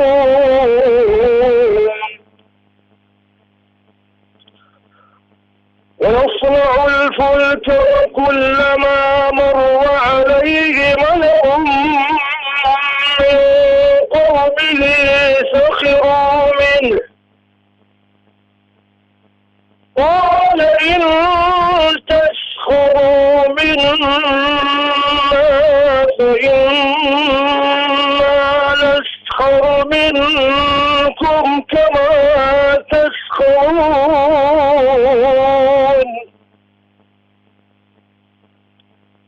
وسوف تعلمون من يأتيه عذاب يخزيه ويحل عليه عذاب مقيم. حتى إذا جاء أمرنا وفارت النور قل نحمل فيها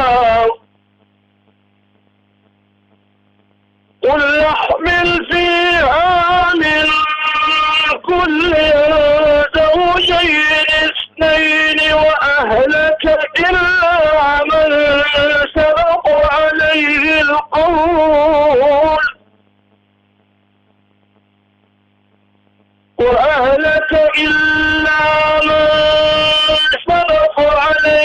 القول ومن آمن وما آمن معه إلا قليل. صدق الله العظيم. صدق الله العظيم. سپاس بۆ برای عزیزمان کاکە وەلید حەسەن لە شاری هەولێری خۆشەویست. ئەچینەوە بۆ لای برای بەڕێزمان کاک دکتۆر ئیسماعیل بۆ ئەوەی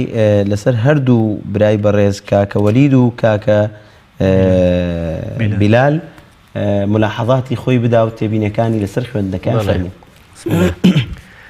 کەم جار لە کاکە وەلید دەست پێ یەکەین چکە و تازەیە. باشە قوربان بەس پێم وابێ کاتیش زۆر هین نییە کار بکەین بە مختصری بإذن خوا. کاکە وەلید وا دیارە کە باش دراسەی ئەحکامی تەجویدی کرد الحەمد لە ئەدای لە ئەحکامی تەجویددا زۆر باشە ئیلا لە چەند حاڵەتێکی کۆتایی ئاەتەکەیان نەبێت کە قسووری هەبوو لە زەمەنی هەندێک لە غونەکانە تایبەتی کەلیمەی وەفارەت تەنوور من كل زوجين لو شوێنەیە و لە کەلیمەی وەیەصنع الفولکە کە دەستی پێ کردەوە تۆزێ بە پەلە دەستی پێ کرد. یعنی بەبەراورد بەو سورعەتی کە هەیە بوو لە عمومی ئاەتەکەیە کەلیمەی وەیەصنع کە دەستی پێ کرد دەست پێکردنەوەیکی چۆنەڵی بە پەلە بوو کە ئەبێ ئاگداری ئەوە بێت بەڕاستی. بەنسبەت کاکە بیلالەوە کاکە بیلال کە دەستی پێ کرد بیدایەت أولم يرى الإنسان أولم يرى أن الإنسان شتيكي يعني كلميكي بوزيا كله بينها لبرو بيت أشت بابي لحني جلية وأبي أقداري بيت إما ما دام مقطع كان بيشتري بيدرا وأبي الزور بباشي دراسي كانوا بالزور بباشي بيخوانن وبعموم سيتي بينين بوكا كبلال هي زور ناتشينا تفاصيل يشتكانوا يكم أقداري مخرجي ضاد ضاد لضاء جياب كرو برا عزيزكم كلماتي زور ما نهبو لم آياتيوك وضرب أخضري والأرض هم كلمات أنا بيتي ضادي تيا مخرجي ضاد جاوازة قرستلين حرف الأزماني عربية بيتي ضاد أقداري مخرجي كيبا نيكي بضاء دوام حرفي همزة صفتي هي بيوتي شدة هكاتك أم صفتي لدا برني تسهيل أكريت تسهيل أبيت أبيت همزيكي مسهلة أبي أقداري أو بيت لزور شونا باسی شوێنەکان ناکەم لەبەرەوەی کات نییە خاڵی سێمیش درێژکردنەوە بەبێ هۆ یعنی مەدێکی طبیعی بەڕاستی بۆ درێژەکەیتەوە وانە لە حەدی خۆی زیاتر ئاگداری زەمەنی مەدەکان بە مەدە طبیعیەکان لە دوو حرەکە زیاتر درێژی مەکەرەوە ئیتر ئاواز و مەقام و شت ئەوە شتێکی ترە ئەبێ هەر هەمووی لە خزمەتی ئەحکامی تەجویدا بێ نابێ لەبەر ئاوازێک لەبەرەوەی کۆتایی بەئایەتێک گەیەنی یاخود لەبەرەوەی انتقالەکەی لە طبقەیەکی سەوتەوە بە طبقەیەکی تر پێی مەدێک لە حەدی خۆی زیاتر درێژ بکەیتەوە و ئاگداری کەلیمەی یەک دوو کەلیمەی تریش هەبوو ئەتوانین ئەبێتێتە بابی تەقریبەن لەحنی جەلیەوە بەڵام زۆر نابوو شێوازە بەڵام ئەبێ ئاگداری بێ یەکێک لەوانە قل يحييها الذي یائێکی مەکسوورمان هەیە لەگەڵ یائێکی مەدیە ئەو یا ئەمەدیەت نەخوێندەوە عەزیزەکەم وەکو پێویست قل يحييها الذي بەو شێوازە لەگەڵ کەلیمەی ئەلئەخضەری کەسرەی هەیە پیتی ڕائەکەی کەسرەکەت کرد بە یاء ئەبێ ئاگداری ئەوەش بیبرا عەزیزەکەم کەسرە نەکەی بە یاء خوای گەورە موفەق و سەرکەوتوو بکە خوای گەورە پاداشتی ئێوەش بداتەوە کاک دکتۆریان کاک دکتۆر محمود فەرموو جەنابەت انشاءالله وەکو کاک دکتۆر ئیسماعیل میش هەر لە کاگوەریدەوە دەست پێکەم دیارە خوێندنەوەیەکی عێراقی خۆشی بۆ خوێندین ینی ژیاندنیەوە لەگەڵ و ئاوازە عێراقیانەدا ئەو قورئان خوێنە عێراقیە مەشهورانەدا کە هەن دوو حاڵەتی وەقفێکیدا بەنسبەت کاک وەلیدەوە دیارە وەستانەکانی تا ڕادەیەک گونجاو نەبوو دەست پێکردنەوەکانی گونجاو بوو بەڵام لە وەستانەکانە شوێنی گونجاوتر هەبوو هەڵی بژێرێ بۆ وەستان دیارە ئێمە زانین کە چەند جۆرێک وەقفمان هەیە وەقفی ئیضطراری هەیە ناچاری هەیە هەموو کاتێک ئینسان دەتوانێت بوەستێ بەڵام لە ئیختیبارە لە هەڵسەنگاندنا قورئان خوێنە بێ خۆی پێشتر خۆی ئامادە کردی بێ شوێنی گونجاو هەڵبژێرێ بۆ وەستان کەواتە ئەمە وەقفی یعنی وەکو چۆن ئەڵێ لە ئیختیبارە لە ئیمتیحانە بۆیە بێ مراعاتی کێوە بکەین کێ باشترین شوێن هەڵبژێرێ بۆ وەستان و ئەو لە ئەفضەلیەتی بدرێتێ لە قورئان خوێندنەکەدا ئەیتوانی لە قل نحمل فيها وەستا ئەیتوانی لە من كل زوجين اثنين لەوێ بوەستێ معناکەی جوانتر تەواوە بێ و بە هەمان شەوە ئەهلەکە إلا من سبق عليه القول لەوێ وەستا ڕاستە معناکەی تەواو بەڵام ومن آمن ئەو مەقطعی دواتر پەیوەندی پێوەی هەیە بۆیە ئەو دوو حاڵەتە بەنسبەت کاک وەلیدەوە بەڵام بەنسبەت کاک بیلالەوە دیارە ئامۆژگاری من بۆ برا بەڕێزەمان لە هەڵبجەی شەهید پێویستەکە دیارە وەکو کاک دکتۆر ئیسماعیلیش ئاماژەی پێکرد لای مامۆسایەک مراجعەیەکی قورئانەکەی بکاتەوە لە خزمەت مامۆسایەکی شارەزادا چەند وەستانێکی کرد دیارە لە ڕووی ماناش و لە ڕووی ئیعرابی شەوجاری واه و پەیوەندیان هەبوو من نوطفە لەوێ وەستانەکەی تا ڕادێک گونجاو بەڵام دەستپێکردنەوەکەی لە جار و مەجرورا بوو من نوطفة فإذا دیارەوە هەڵەیە بە هەمان شێوە قال من يحيي العظام دیارە لێرەدا هیچ ضرورەتێکی نەبوو وەستان لە کاتێکا وهي ڕەمیم جملەیەکی حالی و پەیوەندی بەوە هەیە و مەقطعەکەش زۆر درێژ نییە تا بڵێ قورئان خوێن پێویستی بەوەیە وەستان بکا لەو شوێنەدا بە هەمان شەوە من الشجر الأخضر نارا لەوێ وەستا ڕاستە وتمان لێرە دامانەکەی تەواوێ بەڵام ئەو جملەی دوای خۆی ئەو ڕستەی دوای خۆی پەیوەندی پێوەیە ئەو چوو لە بیدایەتە دەستی پێکردەوە ئەمانی تا ڕادەیەک موفق بوو خوای گەورە هەردوو برامان کاک وەلید و کاک بیلال موفقکە و سەربەرز بن ئینشاءالله خوای گەورە پاداشتی ئێوەش بداتەوە ئینشاءالله ملاحەظاتی بەندەش لەسەر هەردوو برای بەڕێز کاکە بلال و کاکە وەلید لە کاک بلال و من دەست پێەکەم کاک بلال بەڕاستی تیلاوەیەکی غەیرە مەضبوط بوو یعنی وەکو چۆن بڵێن هەم لە ڕووی دەنگەوە و هەم لە ڕووی مەقاماتەوە شێواویەکی پێوە دیار بوو لە ڕووی نەغەماتەوە یعنی کۆمەڵێک نەغەماتی غەیرە مەضبوطی خوێند بەیاتەکەی تەواو نەبوو و لە ڕووی سەوتەوە لە هەندێک شوێنە بەرزی ئەکردەوە لە هەندێک شوێنە نزمی ئەکردەوە یعنی بە پێوەرێکی علمی نەی ئەتوانی بە شێوازێک بێت کە وا دەری خاکە تیلاوەیەکی جوان ئەداەکە ئینشاءالله هیوادارین کە زیاتر هەوڵ داوە زیاتر گوێ بگرێت لە قاریئە بەرزەکان قاریئە باشەکان و لە پێش هەموویەوە وەکو کاک دکتۆر ئیسماعیل و کاک دکتۆر مەحموود بەڕێز ئاماژیان پێکرد تەجوید زۆر گرنگە عمودی فەقەری تیلاوەتی قورئان تەجویدە ئەبێ احتیمامی پێ بدەیت بە شێوازێکی جوان اینجا بچی بۆ سەوت و ئەمانە سەوتەکەش مەزبوط بکەیت خی گەورە مۆفەقیان کاکە وەلید بەڕاستی تیلاوەیەکی جوانی ئەدا کرد لە هەولێر هەرچەند تیلاوەی عێراقی خۆی وایە طبقەی بەرز دەست پێ ئەکەن مەسەڵەن نەجاتی وڵێ أعوذ بالله من الشيطان الرجيم ئەوان بە طبق أعوذ بالله من الشيطان الرجيم بەدەنگی بەرز یعنی قرارێکی عالیا وەک چۆن بڵین بە جواب دەست پێ ئەکەن بەڵام زۆر بە جوانی خوێندی چوارگا یانە پێوتری عەجەم بەوە دەستی پێ کرد کە لای خۆیان پێوە مەقامی جەژن دوایی لە یەک دێڕا لە فەسەوفە تەعلەمون چووە خەنەبات فەرعێکە لە بەیات دوایی چووە حیجاز و کۆتایی پێهێنا خی گەورە مۆفەقیکە ئینشاءالله ئینشاءالله بەڵێ دەستان خۆش بێ لیژنەی زۆر بەڕێژ بەڕێزان بە دوو خولەک ناکرێت ئەبێ زیاترمان بدەنێت چونکە ئێمە و کاتە بۆیە وتمان بۆ ئەوی 5 خولەکێک بتوانێت جەنابی کاک شێخ حوسێن قورئانەکە بخوێنێ بۆیە ئێمە داوای کاتێکی زیاتر ئەەکەین من لێرەوە کۆتایی بە بەرنامەکە ئەهێنم ئینشاءالله بە سەنایەتێک لە قورئانی پیرۆز لەلایەن کاک شێخ حوسێنەوە سپاس بۆیەوە کە بینەرمان بوون بەخواتان ئەسپێرم فەرموو کاک شێخ أعوذ بالله من الشيطان الرجيم بسم الله الرحمن الرحيم أولم ير الإنسان أنا خلقناه من نطفة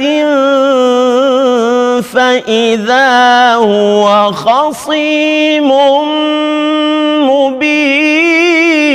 مبين وضرب لنا مثلا ونسي خلقه قال من يحيي العظام وهي رميم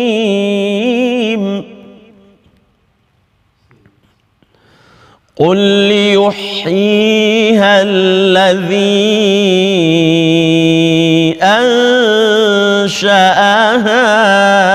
أنشأها قل يحييها الذي أنشأها أول مرة وهو بكل خلق عليم الذي جعل لكم من الشجر الأخضر نارا فإذا أنتم منه توقدون أوليس الذي خلق السماوات والأرض بقادر على أن يخلق مثلهم بلى وهو الخلاق العليم